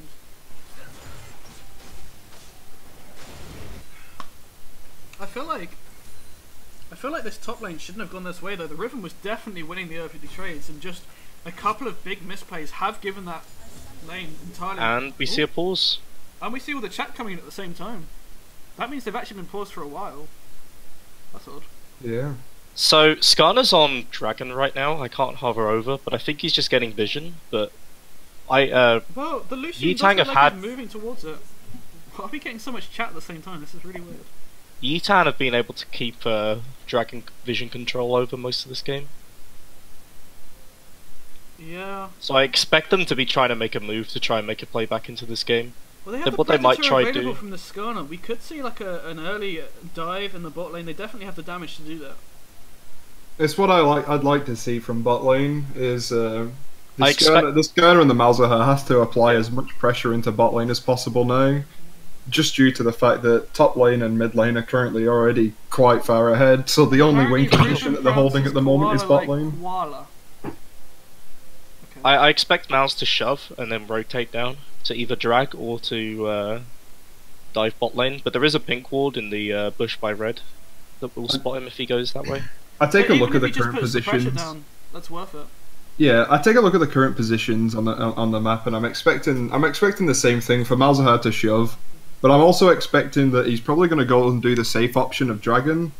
However, Well, he really have should be TP going advantage on the bot lane USSR to do side the. right now. They have TP advantage. That's going to be massive in this fight. If Sol can come in, and the Riven can't, that could be a team fight 1 right there. So, but right I'm now they don't expecting have the vision for the a TP big to come gank in. in bot lane. They have to get the vision down now. Get also- the vision so they can use the TP play, use the TP advantage. You have to be very, but Yitang have to be very careful with USSR's pick potential. They have so many good champions for pick. Yeah, they have so many pick potentials. What I want to see from the USSR side is, after a certain point, just group up and never stop being a 5. If they stay as a 5, I think they win any team fight. I agree. Team fight potential definitely there. This is actually why I'm not too bothered by the fact that Nick has gone for the support role this game, because I think if he can get the vision down for his team, let his team get that complete vision control and get those picks off. That is their win condition. It doesn't matter what the team comp is for the enemy side if it's a 3 versus 5. And they have these 2 big suppression ultis that lead themselves to picks. There is also another very big timing right now, which is that Skarner has 6 and Yep. Morgan does not. 6 and Predator available. Yep. You also have to remember that Morgan only recently got level 5 as well, so it's going to be a couple of minions in the jungle for him to start collecting before he gets that level 6. He's probably going to obtain it off red and blue buff, but I'm not sure about that. It'll be interesting to Could see take which a way he little goes, longer. because if he goes towards the blue first, that means he does lose that dragon pressure, they lose that mountain drake, and that is going to be really big in this game. Potentially a dive bot lane as well into First Blood Tower. There's they are actually, by the sounds of it, watching the stream though, which is slightly worrying. Perhaps they'll get some information that they shouldn't do. On the plus side though, it boosts our viewers, so yeah, if everyone could watch this, that'd be great. But it's fine. We've still got a few minutes, but look, they say they're ready, so we should actually be back in the game soon. I looked at Grag's EXP amount, and it looks like he will get it off. He will get the level 6 off both of his buffs. So. Oh my god, Sol is 1,000 gold ahead of Riven already. Here we are. So into the game. Just looking into the mid. Oh wait, Skarner's going bot lane. Yep, he's going for it. He's got the Predator ready by the look of it. Yep. He's going up behind. Gragas is moving down bot lane. Oh, he did just. So they're not actually 6 on. Oh, there we go. The 6 coming in for the Lucian. Look, they need to get some poke down because now that the Riven's also rotating. Riven is. I'm not sure. Have the TP advantage. I'm not sure if Morgan is heading bot side to start clearing from bot to top side, or whether or not he knows that Scanner is going down. But it's definitely the correct option. There's a lot of vision control around that dragon right now for the red side. Ooh, that was a good amount of chunking damage there from the Karma. That's what the Karma does. You hit one of those Qs and you lose a lot of health. Malzahar and Skarner heading bot lane. Skarner is there.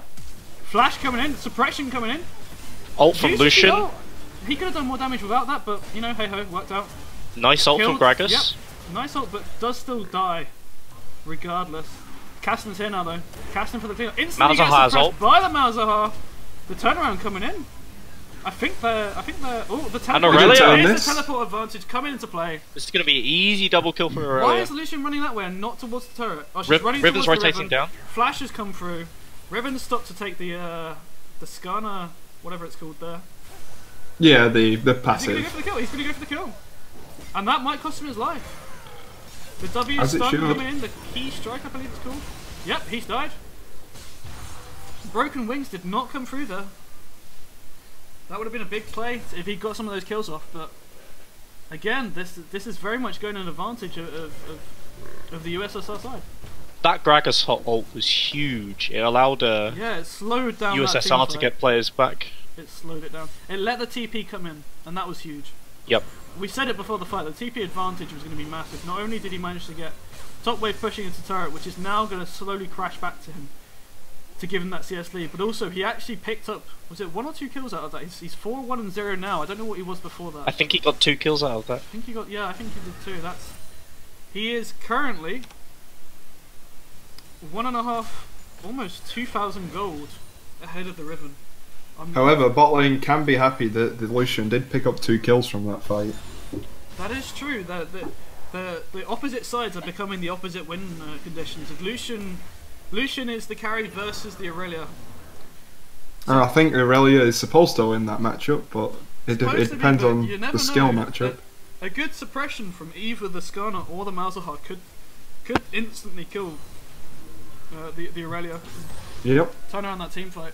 But I think if you ignore the Kassadin for that amount of time, you are going to lose that fight anyway. So I'm definitely putting it in favour of the USSR side right now.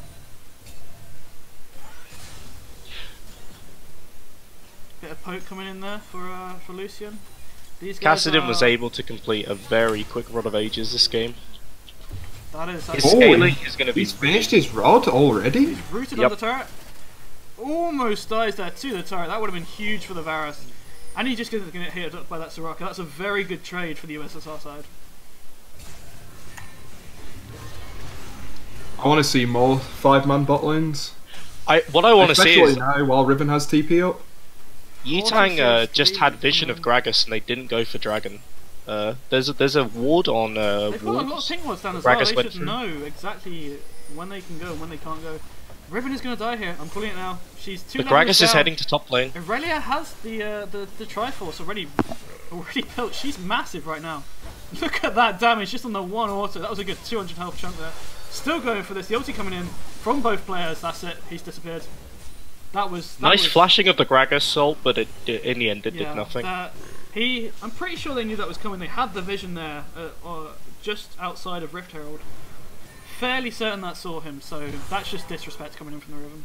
She's 0-4 now. It's not looking good for her. Big chunk of damage coming out in mid lane from Kassadin. Just uses his ult to get in there. I would have liked to have seen Skarner try for a play on mid while there was 2 top. Yeah, or at least try for Dragon. It was definitely going to be too late, so he needs to use that win condition in the bot lane, the Lucian that they're trying to feed up. Well, red team has all the vision. The red team has all the vision. Blue team has barely anything. Yeah, there's a lot of control wards coming out from the red side and nothing at all. Is there a single ward on the map coming from the blue side? Yep, it just died. It just died in Tribrush. There's one in bot lane. And there's the Scuttercrab. That is that perhaps the tracker's knife removal coming in, or is that just bad gameplay on behalf of the USSR side, do you think? Nah, because you still have your 2 free yellow trinket wards. Yeah, but there's not so even, at all points in the game, every single player should have at least 1 ward down, unless it's just been removed. The only control ward on the side of the USSR side is actually in the inventory of Solomon right now. That's it. That's a little bit scary, guys. When you guys watch this back, and I know you will, because you're all egotastic, get some more control wards out there. I want to see some more. You guys have all got the space right now. You've all got the gold for one. The commencing stopwatch is now up for the Kassadin. That gives them a bit more leeway to not only get those, but also potentially do a dive and get away with it. I think the stopwatch is purely based on to buy the Zhonyas in the mid game for Kassadin. It's definitely worthwhile for that reason. Flash coming in there from the Varus. Trade still coming in pretty well. And returns of the ult. Is the ult coming in? Gets him under turret, gets that turret hit down. Body slam misses though, that's pretty unfortunate. Riven has TP'd in, she's using that TP advantage that that she currently has, but it does look like gets them so low, both of them stay just alive, 1 hit away, gets the Soraka ulti in. Turn around on the casting though, that's 1 kill return, but that's still a 2-for-1 trade, and they're gonna lose this turret in the top lane by the look of it. Solomon, because he didn't have TP, is just continuously push this in, so... Someone's gonna want to complain because they got locked down by both Skarner and Malzahar in that fight. Good luck playing the game, chaps. I'm pretty sure it comes into play there. If you look at the all chat, it just says from the Kassadin, WTF question mark. Yep. He got double ulted by 2... I got bullied. That's pretty funny. I don't see how they can really stop this Aurelia. Oh, the flash coming in from Solomon. Nope, he's dead. He can 2v1 this. Despite the... he almost took out the entire of the Karma's health with just that 1 QW proc coming in with the Sheen, with the Triforce. Riven should be able to catch this. This should be a kill for the Yitang clan side, but you can't disrespect that Tiamat Triforce 6 and 2 coming in from Solder. He's looking to end this game fast. The minion died, he says in chat, blaming his tools. the Triforce build is really good for this game, having no tanks whatsoever. They've sent a lot of people top. They should. This is what Yitang needed to do. When people were showing top lane, they needed to do it. 10 minutes ago, to be honest. And now it's completely reversed. They know this is happening as well, and they're not even vaguely moving. They've just given it up. They're completely letting this go. And once again, the team with no vision is the only one getting the objectives. Yeah, there's something wrong with this. They don't have any vision, but they're causing so much pressure off of that Aurelia. Well, actually, they know where everyone is because they're all there with the Aurelia. Who needs vision when you know where the enemy team is? Looked for the play there, nothing happened off the back of that. Good of him to realise that the Gragas was still there, backed off a bit. Good of the Gragas to be there, to be honest. Didn't necessarily have to stay after that. Not a lot to take in the jungle, but stuck around just to help his team defend this turret. An interesting note is that mid and bot have been pushed heavily in favour of Yitang most of the laning phase. Both of these towers are chunked out. Definitely. Have you guys seen I think that's purely based on the Malzahar's amount of pushing power and Karma Lucian in bot lane versus Guardian Varus Angel with just auto already. attacks. Guardian Angel bought by Sol already. That is. That means Riven can't go anywhere near that. Yeah. I'm pretty sure right now that Aurelia is strong enough to 1v2, maybe 1v3, if she plays it right. I think That is it very depends on I think it depends on who the 1v2 is against. I think it's if it's against the Yeah, if the Scanner Scanner and and Malzahar Riven move up, then or the Scanner and Malzahar. maybe. I would have I maybe think if liked to Aurelia see gets a QSS, then actually. that's it. Yeah. Yeah. If Aurelia gets rather than QSS, the then they GA. she. Yeah, the game's over she's at that unstoppable. point. But perhaps the idea that there's two big... Oh, the Malzahar ult coming in. Doesn't quite have the damage, but is getting chunked out enough to probably push down this turret right now. Yep, Yeah, we got I'm 3 actually people kind in of the mid impressed that the bronze bot lane hasn't died too much. I say that as they die. Yep. Turned Fastest around curse into right now. auto attack range to get the exhaust off. Perfect. Just That's what like I like that, to 2 see. towers. Yeah, they should have left that a while ago. I think it was clear that that was going to fall. No Aurelia reason is to die, though. pushing top lane though. That was a very Flash coming dangerous in. path to take. Is this Riven going to take him? It does. Gragas ult. This is potentially not quite another there, mid lane tower. But they are going to potentially lose this top inhib turret. The Gragas death back there 4 was people purely recalled to due deal to with this Aurelia. pathing. 4 people recalled to deal with that Aurelia. That's how much respect they're giving Sol right now. The gold lead is only 1,000. Can you guys take a quick minute to note the Skarner vision score? 38. That is more than double the second best in this game. They have had Yeah. so much vision control. and He's had just so haven't he's been had able to so use it. that much vision control that he has more than his entire own team combined. I mean, you got to respect him for it, but they just have not been able to translate that into objectives right now. Saying that, they're only 2k gold behind, but the USSR side does just pick up the Rift Herald, which is Rift pretty Herald much a onto guarantee. Aurelia, which is ooh. It's pretty much That a top guaranteed tower's kill really on low. the turret. Yeah. that's- Is that going to be the inhib turret? He's. Wherever this Aurelia goes now, you're gonna lose something I for mean, it. if I was USSR side right now, I'd be saying everyone else get in that bot lane, start pushing down that turret. There's a lot of tier 1 turrets that they can still be getting pretty easily. Yeah. And just let the Aurelia split push. Aurelia's going straight for it. 4 If he people ults going right for now, Aurelia. he's wasted though. Oh. He's lost the Rift Herald. He's going to die as well. He's dead. Solomon. He's lost it. Solomon, what He's are you got 4 doing? Solomon, what are you doing? And Guardian Angel gone as well. The ult coming in just to give him a bit long. That's what the hell are you doing, Solomon? And it goes over to He Lucian. didn't know that they had vision on him. And they weren't pressuring at all in the other lane, so they get nothing out of the amount of people they just sent top. So absolutely. that's huge. So Yeah. GA is down. They lost Rift Herald, so that's the pressure that they lost from gaining Rift Herald is immediately gone. They get The, nothing from that. and they got nothing.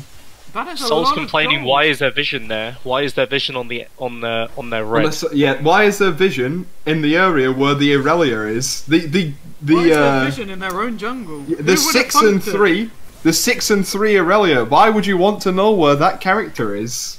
It's not just one ward as well. She got spotted by I think 2 wards, maybe 3 wards there. There's a lot of vision Yep. in that top of the jungle side of the jungle. Yeah, there is. The reason that there's vision up there is just purely so that the Aurelia can't just wait around inside a bush and kill someone for nothing. Yeah. Because if that happens, Finally, you're the losing vision in score it. coming in from the Skarner is actually worthwhile. Yep. That was huge. That play. The barrel missing the red buff there. We won't mention that. You can't disrespect the best jungler in Salford like that. That is, you know he beat Wait. Sol, right? Out jungled. Hello? Hello? Hello? I'm a jungler at Salford. No, you're not. You're an Uja player. It's very different. It is So- very different. I'm the king of everything, is what you're telling me. The Malzahar gold keeps lead going is in. there is no lead now. Ooh, the flash Couple coming out. hundred. Actually, This is a really Sol's good very fight. low. He could die. Yeah, he's killed him. dead. He's dead. That was a very nice fight there. That was a what? A 3 versus. And that was a 2 Cassidy's versus down. 5. But they've just. Potential Baron. Yeah, this is and The throws are coming the in. throws are coming in. If they get the Baron right now, the Baron is huge right now. They're actually looking to just run it down mid lane, get those turrets, maybe get the inhib turret. The I think they're going to Gragas doesn't take have a lot of 1 or wave 2 right now. towers and then they're going to go for Drake. Yeah. What Drake is it? Is it Inferno? It's an Infernal up in 10 seconds. I'd like to see a rotation to Baron though. Yeah, that was a really good time to go for I think Baron, it's too especially- risky. Too risky With for Gragas what? up, it's too risky. Gragas ult. The only time you're gonna get a Baron in this game is when Aurelia is dead, and she was still dead. Kassadin did well. There was double TP. I'm fairly certain the way Radiant too could have risky, forced them double out TP. and just taken it, but like, as If we you can have- see, if you there's have no ward vision. clears, Are they but- wasting TP right now? Hello. That's an Aurelia TP. Oh yeah, they they're going. think they're doing it. They went They to think check they're the doing it. Baron. Yep. Because they have no vision, they can't check either way. They Just might like that. start it. There's no Oh, they're vision. going. Yeah, the They are TP question was mark to P. start Have the they Baron. started it? Yeah, Pigs the are coming TP out. was to start the Baron. They haven't actually started it just yet. They're looking to start it though. They've got no vision in that side of the jungle. They're Honestly- waiting for the jungler to get there. If honestly, they're they gonna should've do it, they started that need a to. Yeah, they long should time have. ago. They should have just started it. This Now- is way now too late. The Predator Malzahar has, ult up. is already here. That was way too late. Skarner Yeah, ult and is that's- almost up as well. And waiting around for This what is is essentially 30 seconds and using teleport was for absolutely nothing. this is The gold has this now is swung indecisive 2K. shot calling right here. This is They got pushed off of the Baron because They had a Skarner call, showed they up just and didn't do nobody it. else. they had a mountain as well. That would have dropped pretty fast with the Aurelia with the Varus, both of which are very good at taking Baron. Mm-hmm. True damage OP.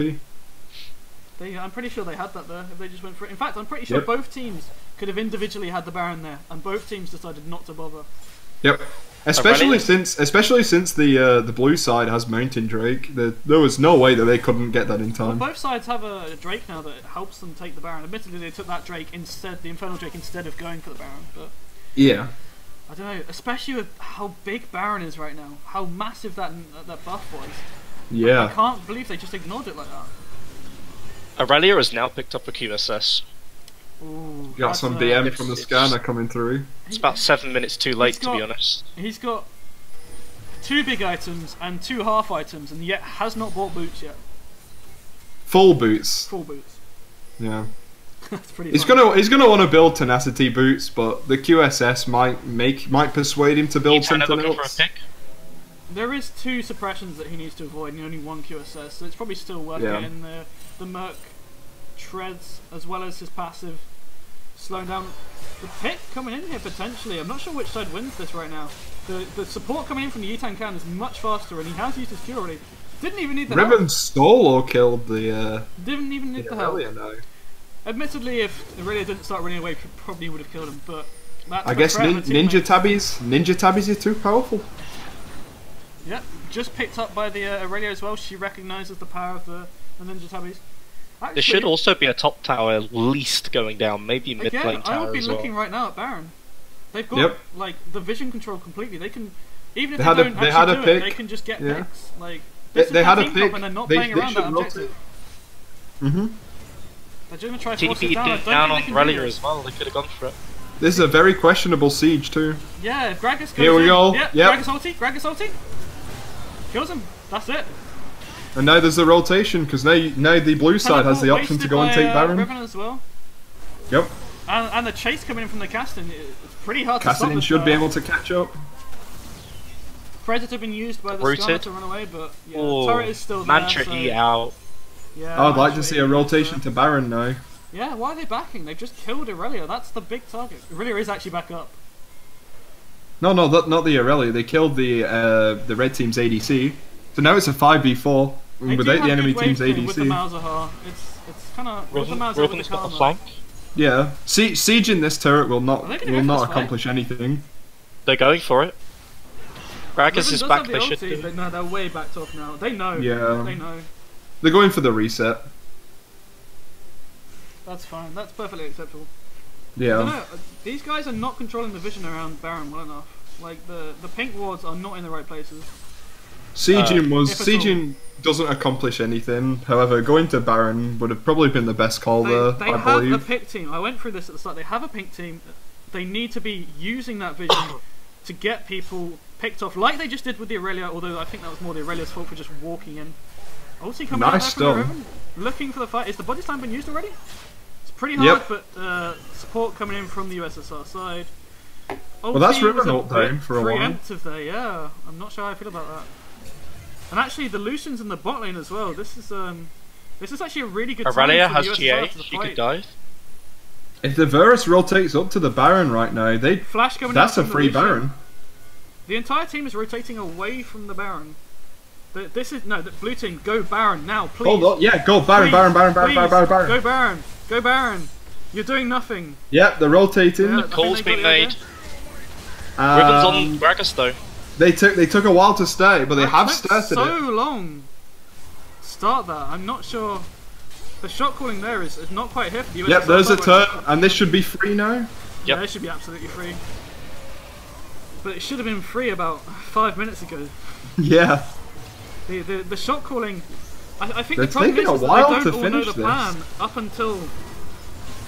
until the plan's already in action. They need to know. Soul being the shot caller needs to be telling them that when all the teams show up here, you guys need to be starting Baron straight away. That I feel like the shot call is coming in once they're already down there, and it's a bit too late at that point.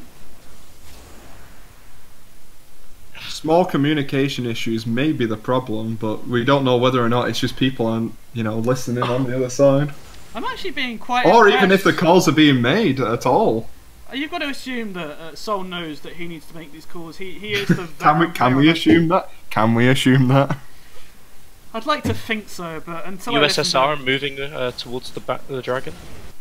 Yeah, this Yep. is. Skarna's top side though. It's only an Ocean Drake, and they don't really have much poke, so I'm not seeing it as a very big objective at Well, the it's moment. pretty big for the blue side though. The poke coming in from the Karma could be pretty massive over a long period of time. And it is Yeah, pretty much but the only they do have a Soraka though. So This it's is not looking really- like Yeah, a fight. you can have the same argument on the Varus too. Skarna needs to Grass go Poke's in pretty and grab the defensive with this Varus. build, though. What is that build though? What the hell? I personally believe he needs to grab Aurelia. Yeah. They both Rally stacked. is doing so much on Ribbon in that the backline. backside though is doing a lot of damage right now. That was a Both top huge laners- misplay. Yeah, both top laners just coming in from both sides and doing a lot of damage, but this definitely comes inside of USSR. That gold lead, the 2k gold lead, coming into play there. So can I expand on that team fight? The entire purpose of Aurelia buying that QSS is to stop one of the suppressions from coming out from the red side. But I guess the QSS does work if both of the champions with the suppresses use their abilities at the same time, which is what just happened and lost in the Damn, fight. I missed that. That's not ideal. Yutang are now getting a big problem, which is that the Mazar just isn't doing enough damage, and and apart from the Karma, there's no other magic damage coming in. Yeah, It's just I feel like paving their the side way is for on a armor to timer, be and that built. timer is ticking down. Mm. Well, they've got the blue side has now started buying all the vision wards after we seem to have pointed it out. Like Castin It's almost has like they're Rod, listening. Castin has Rod, Zhonya's, and Tarbai's. Like Yeah. that Lucian isn't going to do a lot of damage to him at all. Not until he And that buys Lucian the is that last win Whisper condition, item. and they are not peeling for him. He got one shot in that fight by the Aurelia. Mhm. I'd like to see the Pretty Cassidin scary. just pick up a QSS, just to make sure that the mouse doesn't ult him when he goes I'm a in. little bit confused by that Varus build. It's a bit odd, but it seems to be working. I think- So. I think buying a Banshee's Veil would probably give you the same effect. Cool. There's the danger though that it could be propped Song before is the on fight. his own. The Yeah, that is suppression's true. stacked nicely there. That's really well played This by is- the jungler mid synergy there coming in. The disengage actually kind of engaged for them there. That was not a good ult there from the Gragas. Is Soraka's going to get poked down a bit? Not going to die though. Gragas nicely stands in the way. This should be an inhib. Solomon does seem to be Ooh, playing the dive way coming too in, aggressively. one shot. Oh, the what a Lucian. flash. What a beautiful play. This is an inhib. In fact, This the could be death game. time is Game. huge. This could be game. 45 seconds and 40 seconds on Varus. It What is just game. happened? They have just 20 happened? seconds. They They have just 20 completely seconds on turned Aurelia, it and around. that's One it. pick in on Aurelia. That's it. One pick on Aurelia and it's all over. Great flash from MVO into the fight there. Great flash Picking from off Ruben to two. start. Varus was pretty much dead instantly. Yeah. Beautiful for it was Ruben to easy start that off, pickings and from beautiful for the Skarner to continue on that suppression onto that Aurelia. Leading into that straight Best of engage free on right on is the coming turret. out in all that's chat. game. Beautiful. Aurelia's gonna try, but We went from nothing happening to just winning the game in about 30 seconds. I don't think I've Nope. had time to digest that yet. That was brutal. I think that was solid purely jump down to Irelia playing way too aggressively, too many Well, times. It came down to that vision control that they just didn't have. Yep. If that Rift Herald went off top lane, there would have been an open in here top lane. Would have been it would have been a very different game if the Totally. Rift Herald went off. However, it didn't seem like anybody wanted to change up the game plan after. Oh, the after disrespect coming in from Solomon here. that happened. He had 250 ping when he killed that Riven under turret.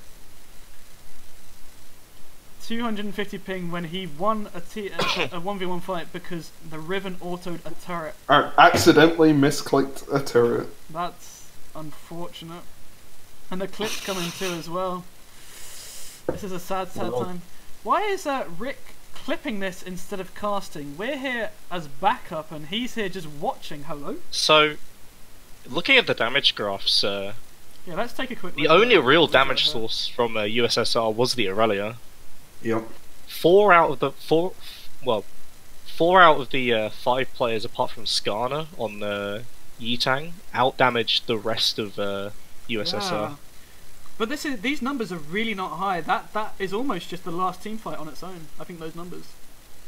Like, there wasn't a lot of fighting in the early game, and then just the Yitang clan side just rushed it down the mid lane after catching Irelia, and I think actually most of that damage probably came in then. Like, that was the big team fight of the game. 2 big team fights in a row. One at Dragon, the catch on Irelia, and then game. Just Very like good that. props to MVO in that last fight. That Yeah, flash that was forward into beautiful. the W was pretty much won them the game right there. Waiting as well until the QSS has been used, so definitely gets the full suppression off. That was really well played. Just wanted to jump in and fully say, our entire team fully blames Soul for that line. We Thank blame you. Soul as well. Don't worry. Yeah. Yeah, I also blame Sol. He was playing way too aggressive for the. Can you tell your he team he to got buy he got some picked pink twice and then didn't think to stop inting, but he kept doing it anyway. That sounds Can familiar. you tell your team to buy some pink wards, please? Your lack of vision disturbs me. I'm pretty sure Skarner on his own had more vision score than your entire team. Probably. Get me in there, coach. Get me in. Sub us in, boys. Excellent. Are you guys playing another game? Yeah, I think so.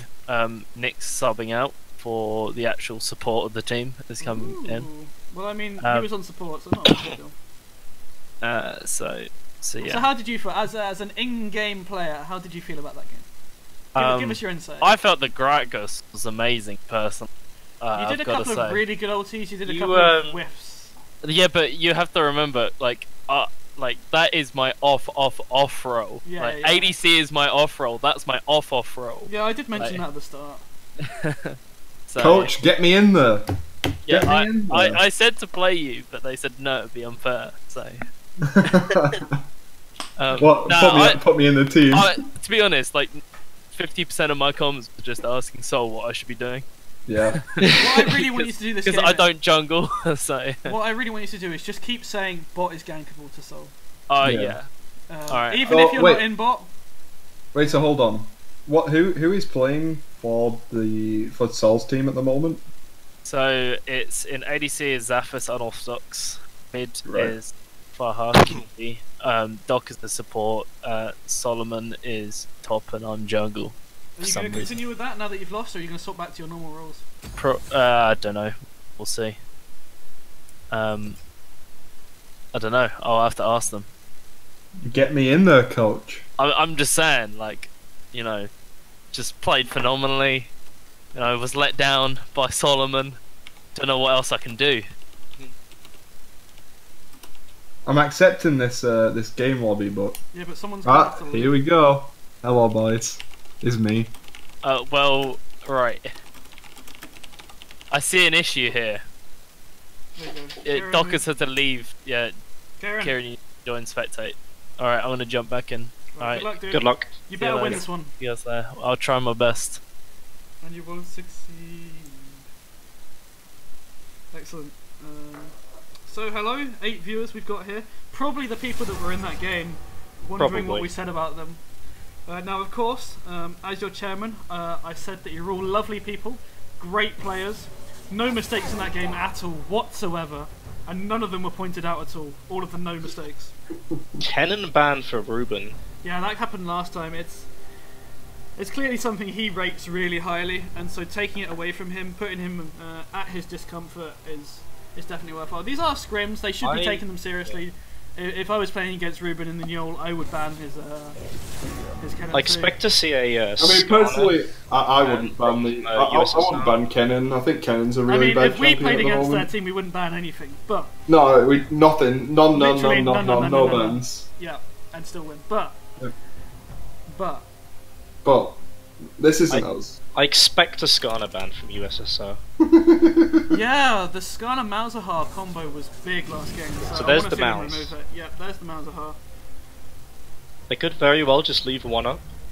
Yeah, that's slightly less threatening when there's only one of them, but I don't know. Out of the two of them, it wouldn't have been the Malzahar that I banned. It would have been the Skarner. Well, I can kind of see it though, because I feel like Ruben is Yep, is there it not is. the greatest player, and so giving him an easy champ like Malzahar accentuates his team play. It's something I would do. You know, if I had a weak player on my team, obviously I don't. But if I did, Ash ban. Ash ban. That's an interesting one. See, we don't actually know what these players An pick. instant Aurelia pick. Yeah. It worked so well early game last game. They probably... Sol probably believes that he can fix the issues that happened last game, and that it won't happen again. But an instant Riven lock-in. Yeah. MVO's so He confident thought, coming off like, of that game. he was winning that lane up until he died, so if he can just avoid the deaths, like, he was a pretty big factor in why they won the last game. He did the most damage on that team. They were winning up until they lost. And Bring it out, I say. Oh, this is... He knows you're watching. He's not going to lock this in, let's be honest. The Greg is coming back in, yeah. Loser. Anyway, back to the disappointing Vic of Gragas. I think it's still a good option. I want you guys to take a quick look at the stream right now and see what Soul said. Yep. What did he say? Go forward, yeah. I want you to type into him and say it was probably to keep an eye on the 6-2 Irelia.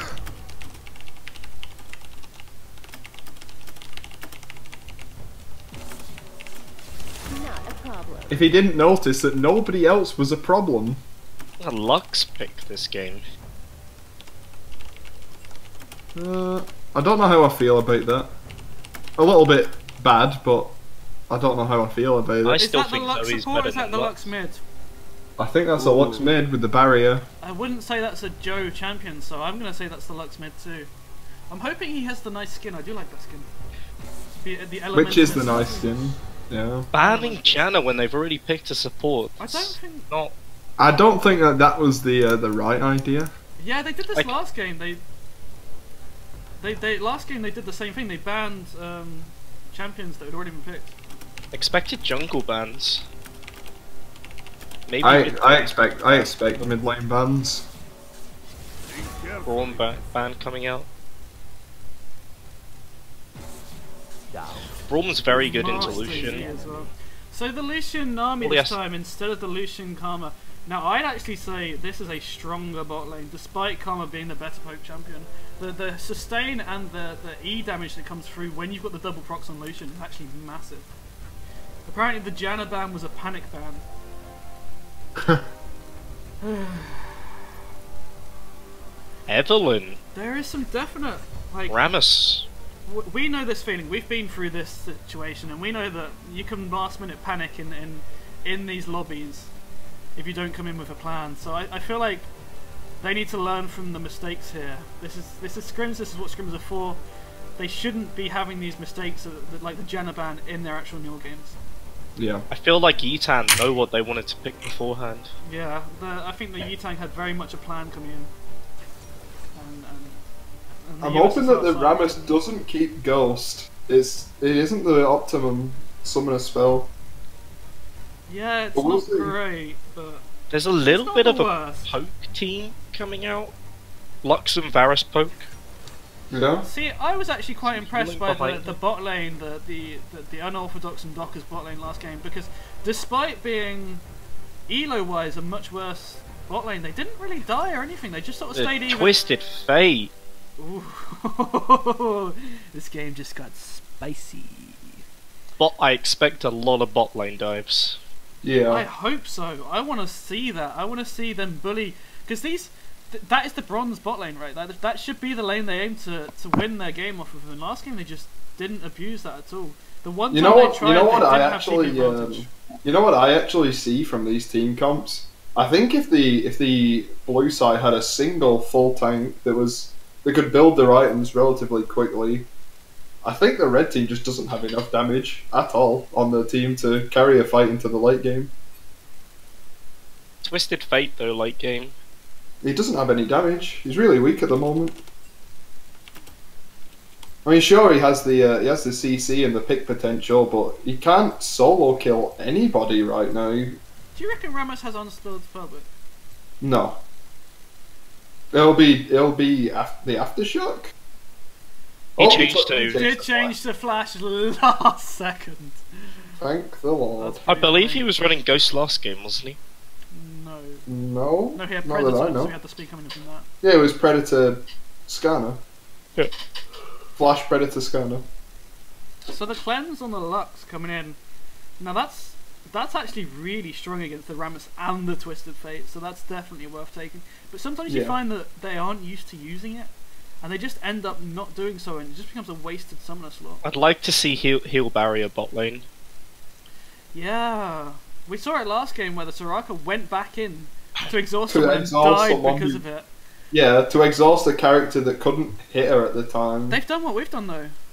Incidentally or otherwise, they've picked the Soraka into the Rammus, and we know that's a good counter pick. You put That is the a E down, really good pick. stops the channel effect of the Rammus Powerball, and it's stops him in his tracks. It's Yeah, actually quite brutal. he just stands there like a lemon for a while. Yeah, It's so great.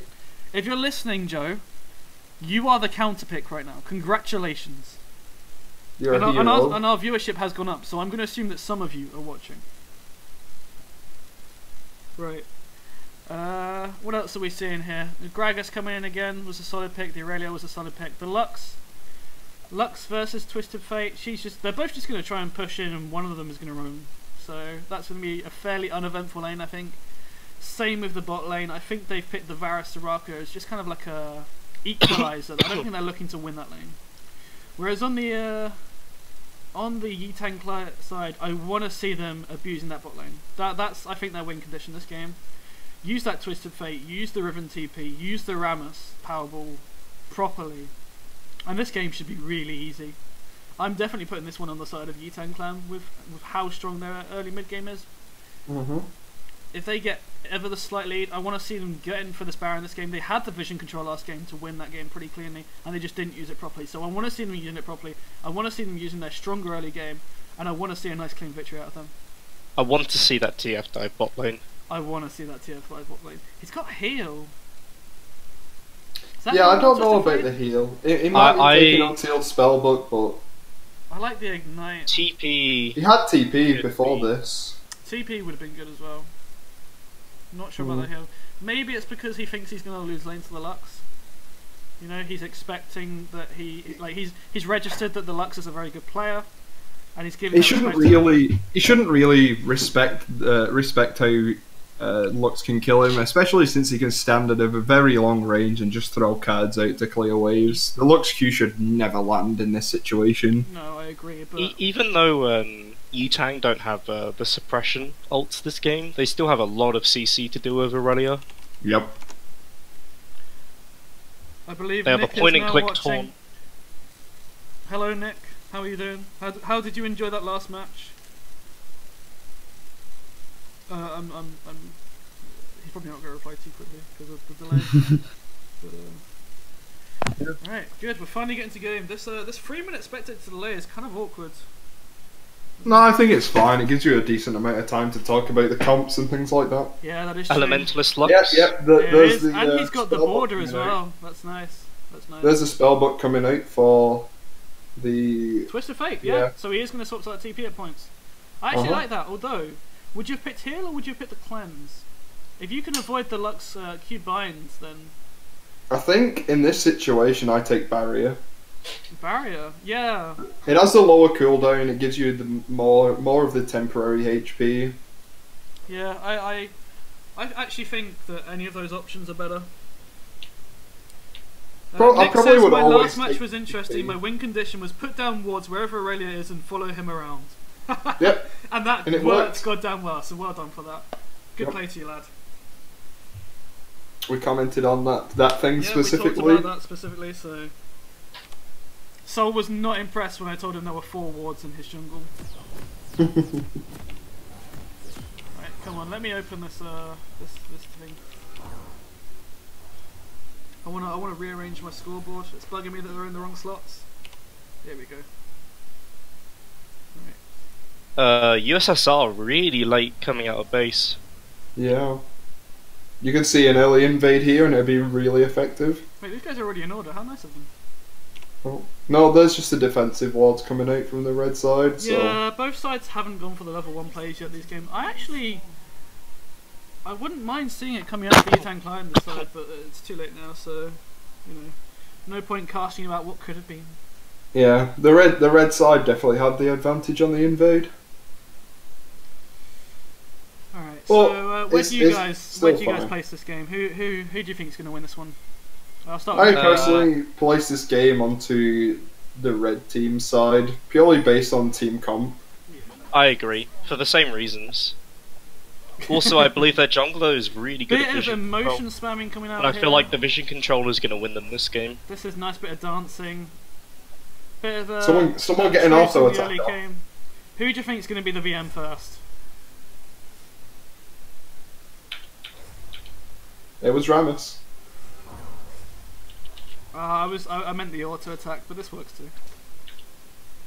Actually, Well, Lux is late to lane, so that gives the push yeah. advantage, the lane priority to the TF. Not sure it's going to matter too much though.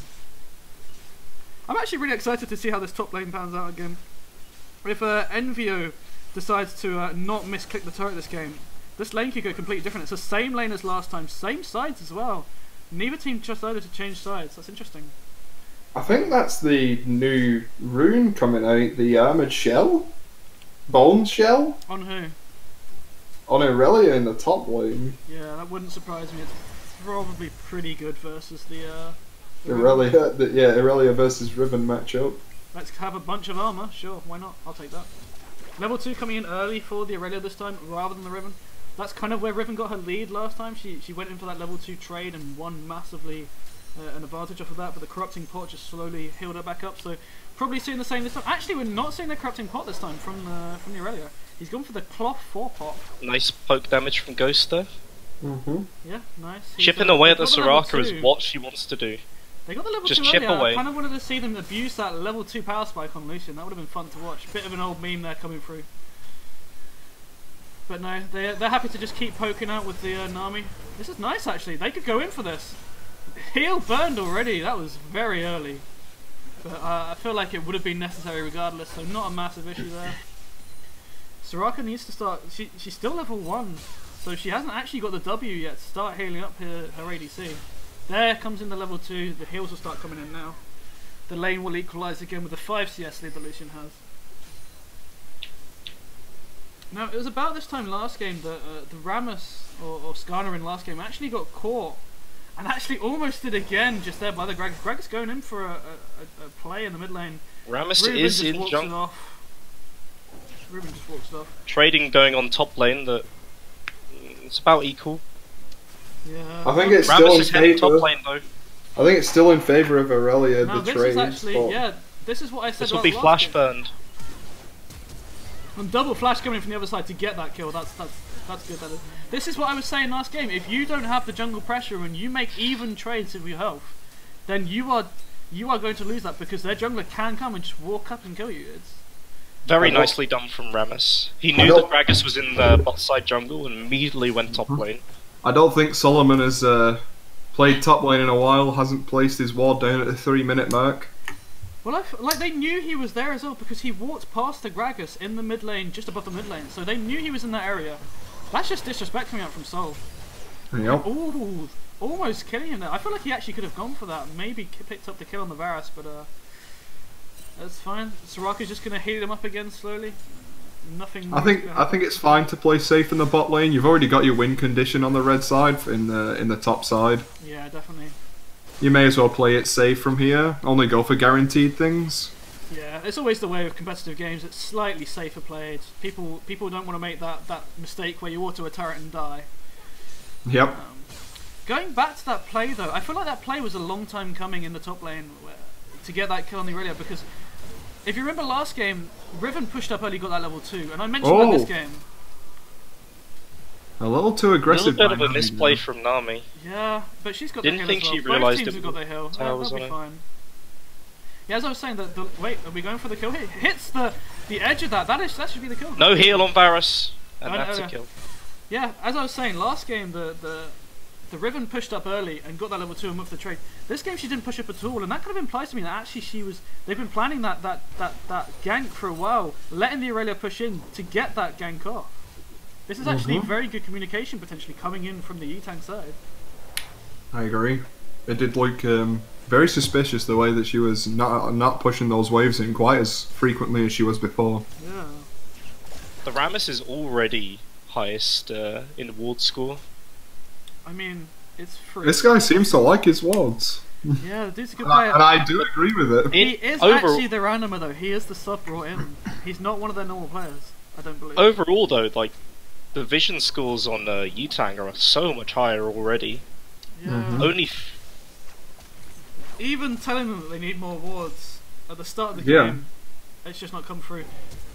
Well, the red side already had the two red wards already in the dragon pit and in the bot side bush ward. I'd like river. to see them start to extend the vision, like try and get that pink ward in the tri bush.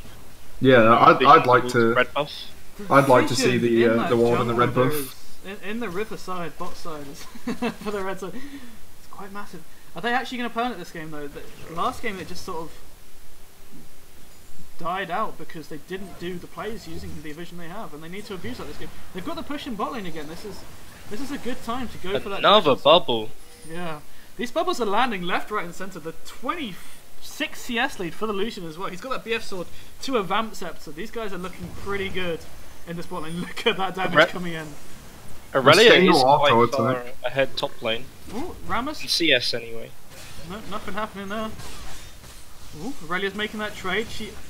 It is 6-6, but Aurelia I think is taking a lot of minion damage right now. The ult Aurelia should win this. There is a lot of minions there. He has to be careful. He hasn't actually aggroed them just yet. Now if he fires this ult off, yep, he's won that fight. That was so close. So close. There's a lot of chat going on in these games. There's a lot of rude words that I think should be censored but aren't. For whatever reason. Single characters in these games that don't get.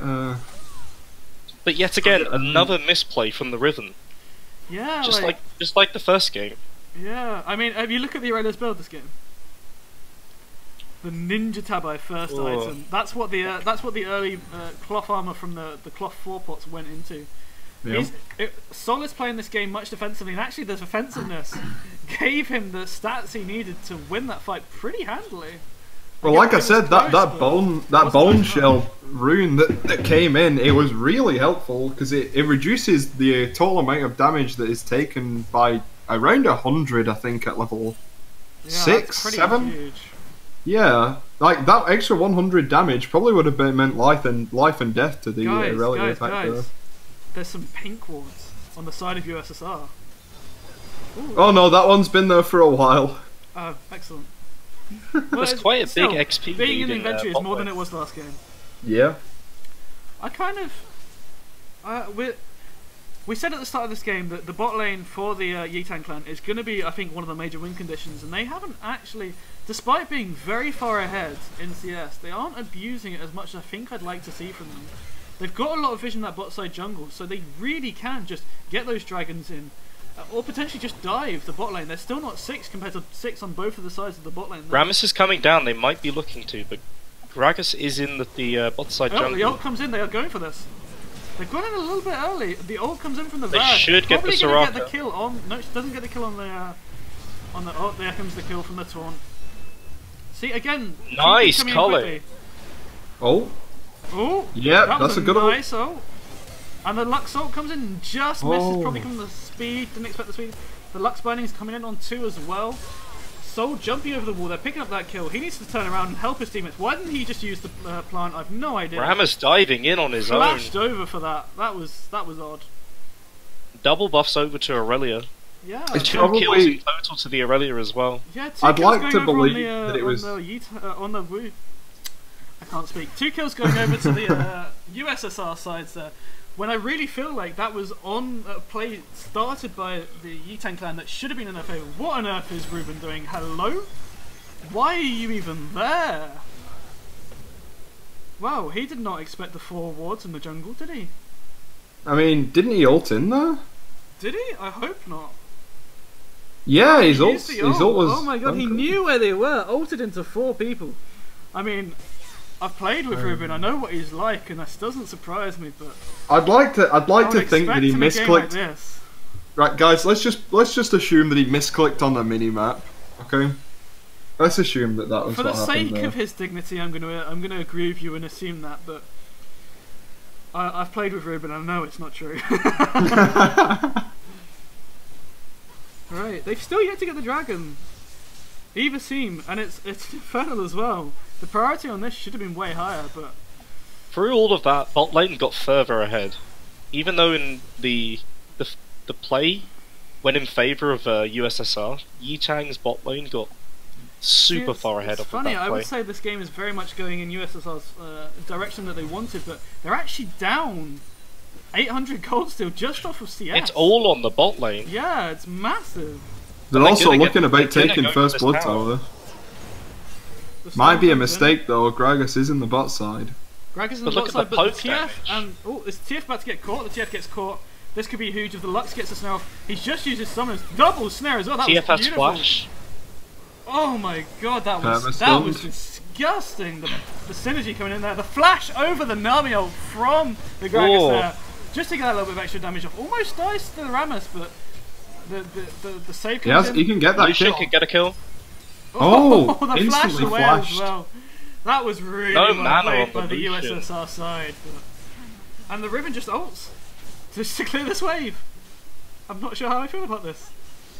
Gets 1 auto off for a trouble. Sadly, I think that was definitely the best option to just activate the Hey, ult Centrist is here. to What's up, clear dudes? that wave. But in the end, Yitang actually got more gold out of that. Yeah, again, they're pushing slowly further ahead. Just from the amount of CS that's going to Darius. This is... It's not something that's going to change this game, but I feel like it's definitely an easier thing to fix in the future, is CSing, so... Again, he's doing these health trades when he doesn't have the control or the jungler in the buy. He can't be losing Aurelia's this much getting health when caught. they have a TF and a Rammus who can gank very easily. Yeah. And once again, as we said before, he's playing really aggressively and has absolutely no wards on the map. No TP as well, this could be a tower. Ooh, the flash coming in. These guys like to stay around turrets when they don't have the turret actually alive again. That's the second time they've While died this in is 2 going games on, Rift after Herald has losing. been taken by Yitang top The lane. double Nami bubble! Oh, that was beautiful. Still probably going to kill the Lucian. The Lux snare just misses actually. Nice dodge there. Does mean that the Gragas get some rage to do his body slam though, so... Turns out fine. No ultis used, I don't believe, so still up and available, ready to go. Red team picks up the Rift Herald. Dragon available. If I was them right now, I'd be calling to this Dragon. They know they're at the Rift Herald. This is perfectly available right now. Stops the Looks Rift like they're also, going looks like to. they're going for it. The vision's not there though. We said this time and time again. They need to get their vision control down. They have none. I mean, admittedly, They it have probably no doesn't help. idea where anybody is. on the Rammus map. is close by. Yeah, they have to give up on this, or else they lose. They may lose the dragon because Rammus is higher level. Oh wait, no, he's not. I thought he was level 9. My bad. They cleared out the vision, but they didn't actually leave any wards on the dragon. Yeah. Black So Cleaver Yitang Clan could completed. pretty easily just take the dragon right now off the back of that play. They've all just backed. Hello? However, problematically, the Yitang clan basically can't assume that there aren't any wards on the Yeah, but you can normally assume that there would be wards. if they don't know what they're doing, how the hell are we supposed to know what they're doing? Like No vision around the drag. they placed the pink ward expecting there to be wards in there when obviously there wasn't. They must be so confused right now. As confused as finally they put a ward in just as they take the dragon. Well done, guys. Top play there. Alright. Getting a little bit of a breather now, I think, for a while. And that's gonna really help their mid game. The CS lead from the Lucian is massive, though. He's doubling the CS of the Varus right now. That is scary. There's been a lot of pressure happening in bot lane. It's just I'm not sure the Varus for the blue side has quite the correct amount of knowledge on when it is correct to farm and play safe in the bot lane. Well, as we said, the elo difference between the two bot lanes is massive.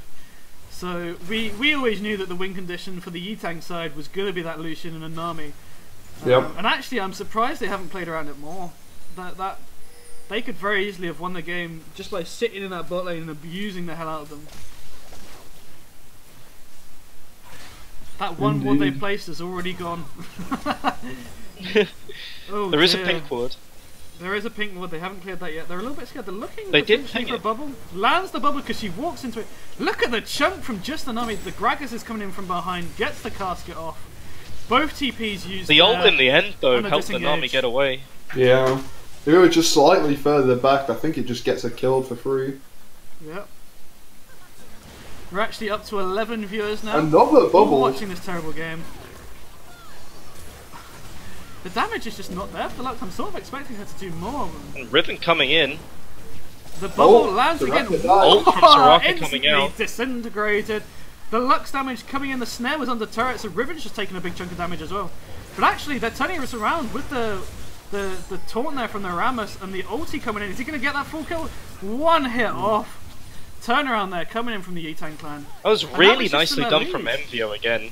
Yeah, Envio is coming up big in all these teamfights. Getting the distracted CC down. the He's coming Lux. in around again. Is he going to force them off of the turret? This should be a free turret now. He's playing very well. They've got no minions though, so they can't do anything right now. Has to back it up while the minions hit the tower again.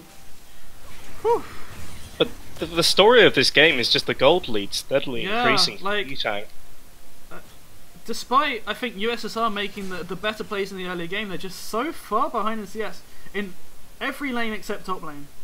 The problem was they were getting kills, but they weren't getting objectives for it. Yeah, they just didn't have the vision to do so.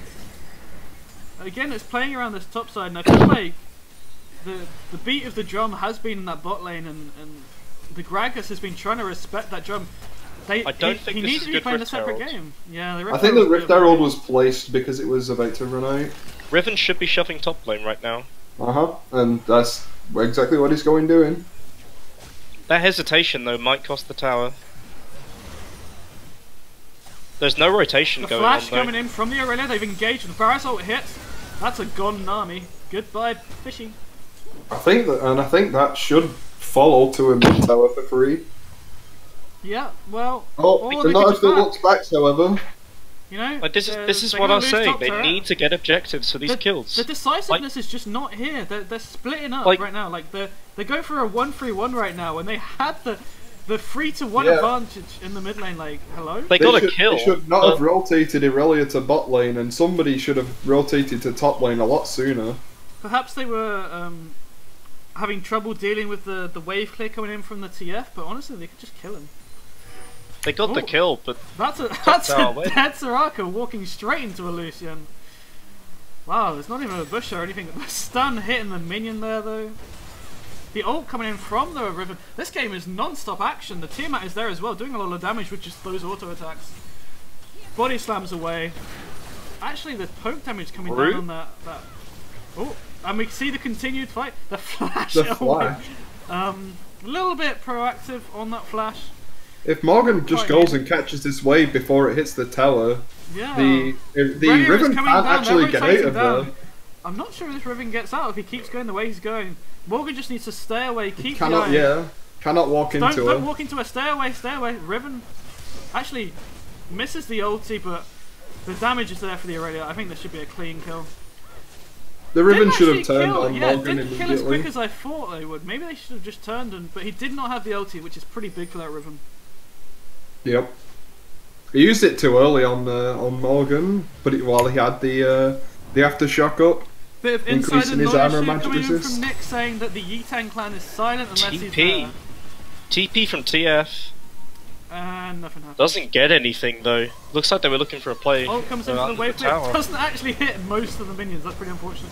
Tower Oh, knife flash coming in. taunt Envio. from Rammus. A Envio double is bubble. good at just going straight for these calls, making the plays. The Varus ulti coming in actually could kill. Does kill. Lovely Lucian. route from Varus though. Yeah, this Varus is playing very well actually. I'm quite impressed by this play. Another great bubble from Nami though. Yeah, the Nami. This is a game of who hits their CCs, and both teams are doing a very good job of it. It's just coming down to, I think, more than anything, the calls coming out from the Yitang side compared to the disarray that seems to be the USSR.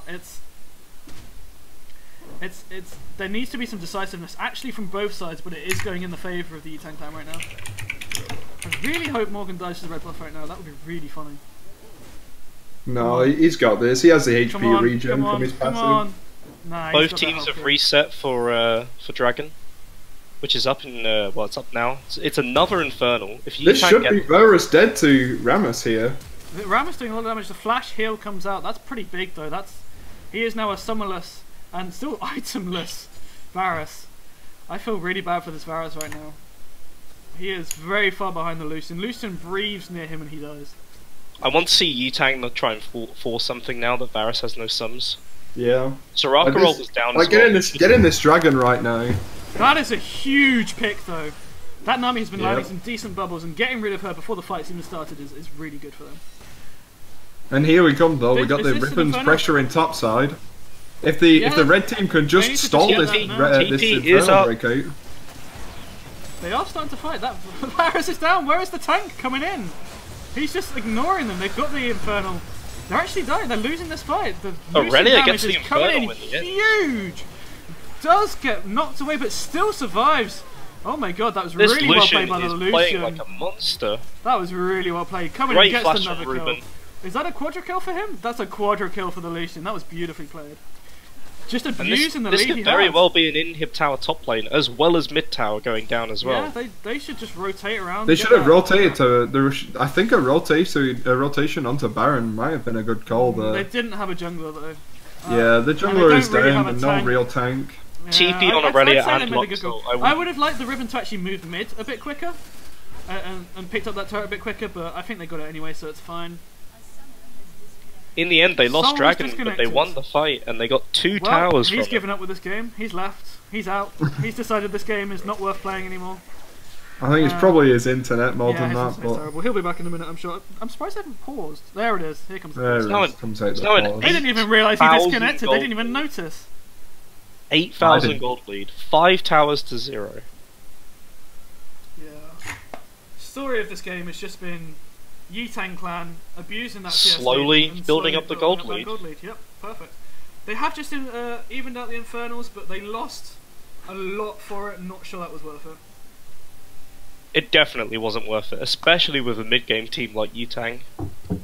I would like to give some props quickly to the fact that USSR side have taken a little bit of our advice, taken a few more wards, getting that vision control a bit better than last game, but still, if you look at the vision score of the Nami, It helped lead to the pick on the It's- Nami, it's not up to scratch. but yeah, Lucian was once The plat, Nami's apparently. been MVP Yeah, this I game. can see that. The dude's a good player. The dude is a good player. He's the new player on the team as well. Just come in, joined the society like 2 days ago. Instantly joined a team, and is now dumpstering Solomon's team on his own. He is the solo carrier right now. He's got 8 kills of the team's 14. He's doing really well. You've got to give props to him. Sol just hasn't been able to get the ball rolling this game. Yeah, he's 4 and He 4. got that double kill bot lane, but after that he just hasn't done anything. That top tower's been that low for about 10 minutes now. Well, the Riven just didn't need to do anything with the amount that the CS lead was coming in from Optimus Pavlos. Like, his win condition this game was to just sit there and watch the Aurelia, not die this time, not give the Aurelia that lead that she wanted and she took last game. You know, I don't see them coming back from this game. I want to see them get vision control of that Baron, force USSR into a fight that they don't like, get that Baron and just push down the mid lane like they did last game. Like they've shown that they're happy to engage fights, and they've shown that they've done a really good job of that. So I want to see them do it again. And if they do get the Baron, I think it's a swift ending for this game in general.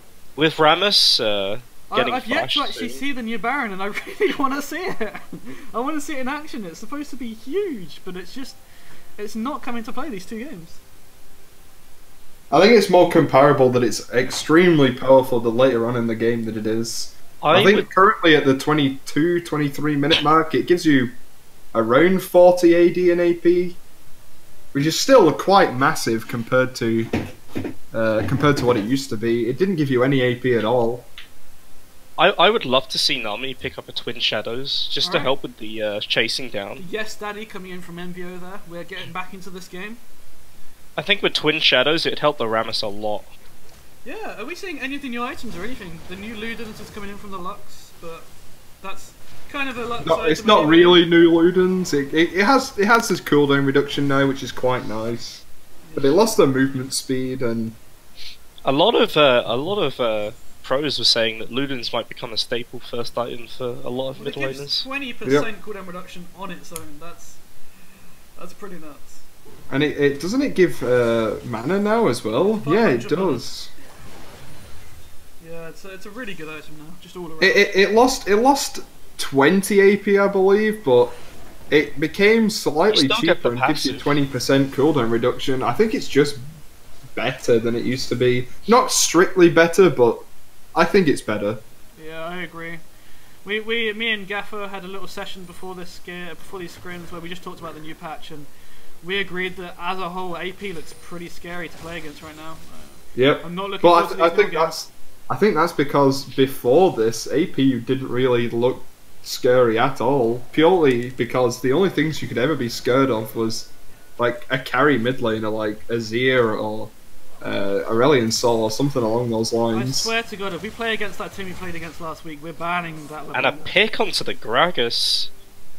Yeah. Rammus is rotating over. This is looking like they're going to try Baron. Yes! Finally! A team is going for Baron. Actually, for the first time, the USSR had some vision on the Baron. So are they gonna get this before blue side comes? Has Lucian just been tanking the Baron? Redemption coming down though. I expect Nami ult to come down just to get a the entire USSR team away. is here minus the jungler. They can't steal the Baron, so they are just going to have to fight for this. Yeah, the here he comes. coming in from the river. That was beautiful. That brilliant. is a fight one. Lucian almost dies there. He was about 1 HP, and the Soul coming in, just killing an army, but definitely not a worth trade in my opinion. Unless he puts worth in all chat, in which case it's worth, but he hasn't, as far as I've seen. So Lux did a lot of damage that fight. Yeah, but it just they baited the fight out. That's exactly what they wanted. They can't do the Baron, but they definitely can go and get that inhib in the mid lane. This is a 2v4 with a couple He's got of the members flash, on the flashback. HP. Respect, nice. I like that. That was good. Yep. Damage coming in. I would have ulted him away, but he's looking for the kill. Whoa, lovely Gragas the heal out. Actually, he's going to kill him. He walked back into the turret. That was so unlucky.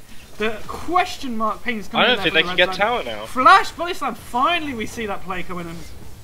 Pac-Man Prodigy putting the team on his back, trying to bring them back into this. Another body slam coming in. The Soraka is doing all the healing. What a hero, the saving the game.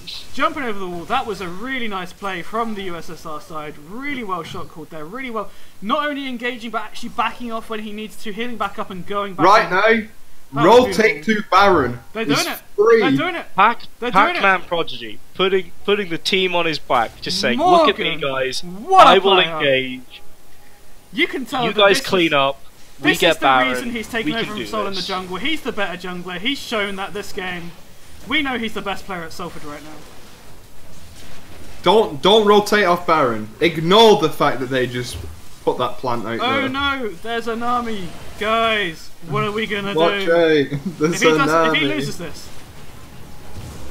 The smite coming in. Nicely done. Well done, everyone. Actually got a Baron. I want to see this in action because... A Baron power play! Made like a little intro. That was beautiful. Right, the ulti coming in just to clear that wave. bit unnecessary, but hey, whatever. The problem is they're not going to be able to push too far. Like all the outer towers are up for Yutang. Yeah, well, the USSR still have their inhibitors, so they're actually in a really good spot now that they've got this Baron. There is still the 8k gold lead, 7 or 8k gold lead, towards the Yutang side. The pick Rhythm picking up from the soul. Actually, 4 people on him. He's very dead. Where did that movement speed come from? Was that the? He has the Spellbinder. I'm telling you, the Spellbinder is. He has the Righteous Glory. It's so good. No, from the Twisted Fate catching up with the gold card. Yeah, how many stacks? It gives 100 up to 100 AP as well. 100 AP and 30% decaying movement speed. That's not a Instantly though. That's the important part about that item. Yeah. This is the problem that Yutang have now. Their siege isn't that great, and Lux wave clear is very good. Yeah, but when there is good wave clear on one side, there is good wave clear on the other. They do have the ability to siege with the constant pushing. They do pick up their dragon as well. Lux tries to steal it, a bit late on that. There is TP advantage for the Riven right now. I want to see them use that because, quite frankly, they can't push into the Baron. So I want to see him go for either a 4v5 or a 1v1 play with that Riven TP using. They just can't push past the river right now. Even with Baron, they're just not... Well, they're very far behind this. This Baron right now is a delayer. This is not them going for turrets or anything. This is them stalling out the game, and it's working for that. They are looking for late game. That is their win condition. They have to now. They're so far behind still. 10k gold right now. Down. Baron Plow play, as far as I can tell, is minus 3k for them. To answer Nick in the chat, I don't believe that Morello's is as good of an item anymore compared to what it used to be. They have a Soraka and a Gragas though. And a Narada, all of which. But the efficiency of the item has gone through the ground. Pac-Man Prodigy, Morgan calling out Ruben for cheating, buying an item that he didn't know about. I'm telling you, that item is so good. I'm interested to see how quickly it stacks up. It's every single spell that you cast contributes and it's permanent to it as well. It doesn't delay. Yeah. It doesn't decay. That is. So you cast 100. You cast 100 spells. That's 100 AP for the rest of the game. Well, until you use it. Until you use it. And then it removes all the stacks and you have to start again. Okay, so it stacks up slower than I thought it would, but it's still a very strong item. Like, that's the kind of item that would be ridiculous on a champion like Rise. Rise, Ezreal, AP, maybe? Look at that crit from Lucian. Holy. Yeah, that Lucian is 5 items right now. He's in a very Curthus. What are your opinions, Spellbinder Josh, on, Curthus. Yep. What are your opinions, Josh, on the Lucian build?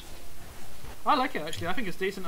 I would have maybe gone the Executioner's Last Whisper instead of the Lord Dominance Regards, but that's definitely the build I would have gone. So I'm liking it. The dude is doing very good. I also really like the TF build. It's just get in there, stun somebody, and just wait for the rest of your team to get there. Yeah. I would like to see a Zonya's next. Look at that damage! More than half health the Lux. Yeah. And that, he didn't even proc his thing. Oh, the flash coming in.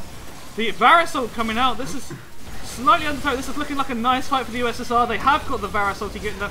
Ramos coming in from the behind. Actually chunks down a lot of the back line there. Riven coming in. Just one-shotting the Soraka. Riven's on Varus. Lucian is here though now. He Varus can is make this play.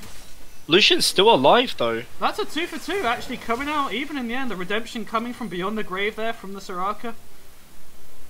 That was an even fight, and considering how far behind the USSR are, I think they'll be happy with that.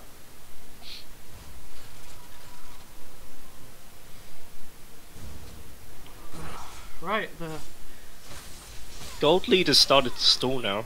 Yeah, that is something. That is something to note. The Lucian bought the wrong, in my opinion, the wrong Last Whisper item. As I agree with Nick in the. Man, if only I just said that. Yeah. Wow, that would have been some great content. Almost. That was a lovely fight from Rammus, though. Yeah, the he single-handedly saved that fight. Hold on. That was. Wait, what is happening? You suck. Ah. What? Ah.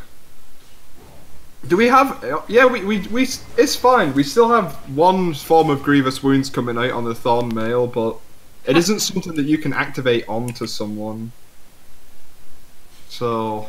Nami's vision score is 76. The closest person on USSR 77 now. is That is 31 huge. on Gragas. Oh, the catch on the ribbon there. Does he die? He gets rooted up by the Varus. That is huge. That's him dead. That was a really nice ulti there by the Varus. Just caught him on the edge of that range. And this Baron, is what Baron Yitan respawning in 1 minute as well. Going in for the play on the mid lane. He is losing a lot Yitan of just health to need that. to look for the picks. They need to get these Just picks. wasted that as well. Oh, the Rammus is coming in. He's very fast. Wow. And the flash coming in. He could have just used that. The stun. Who did that hit? Didn't look like it hit the Irelia at all. The Irelia is actually still alive because of the Soraka healing coming in there. Does end up falling. Lucian Luxalt misses the fight. Lucian though, which could be huge. He's on the triple kill. Is he going to get a penta? This could be a really nice play. This Lucian is definitely putting the Yitan clan on his back right now. Coming in, first games with the Yitan clan, and he's carrying them super hard.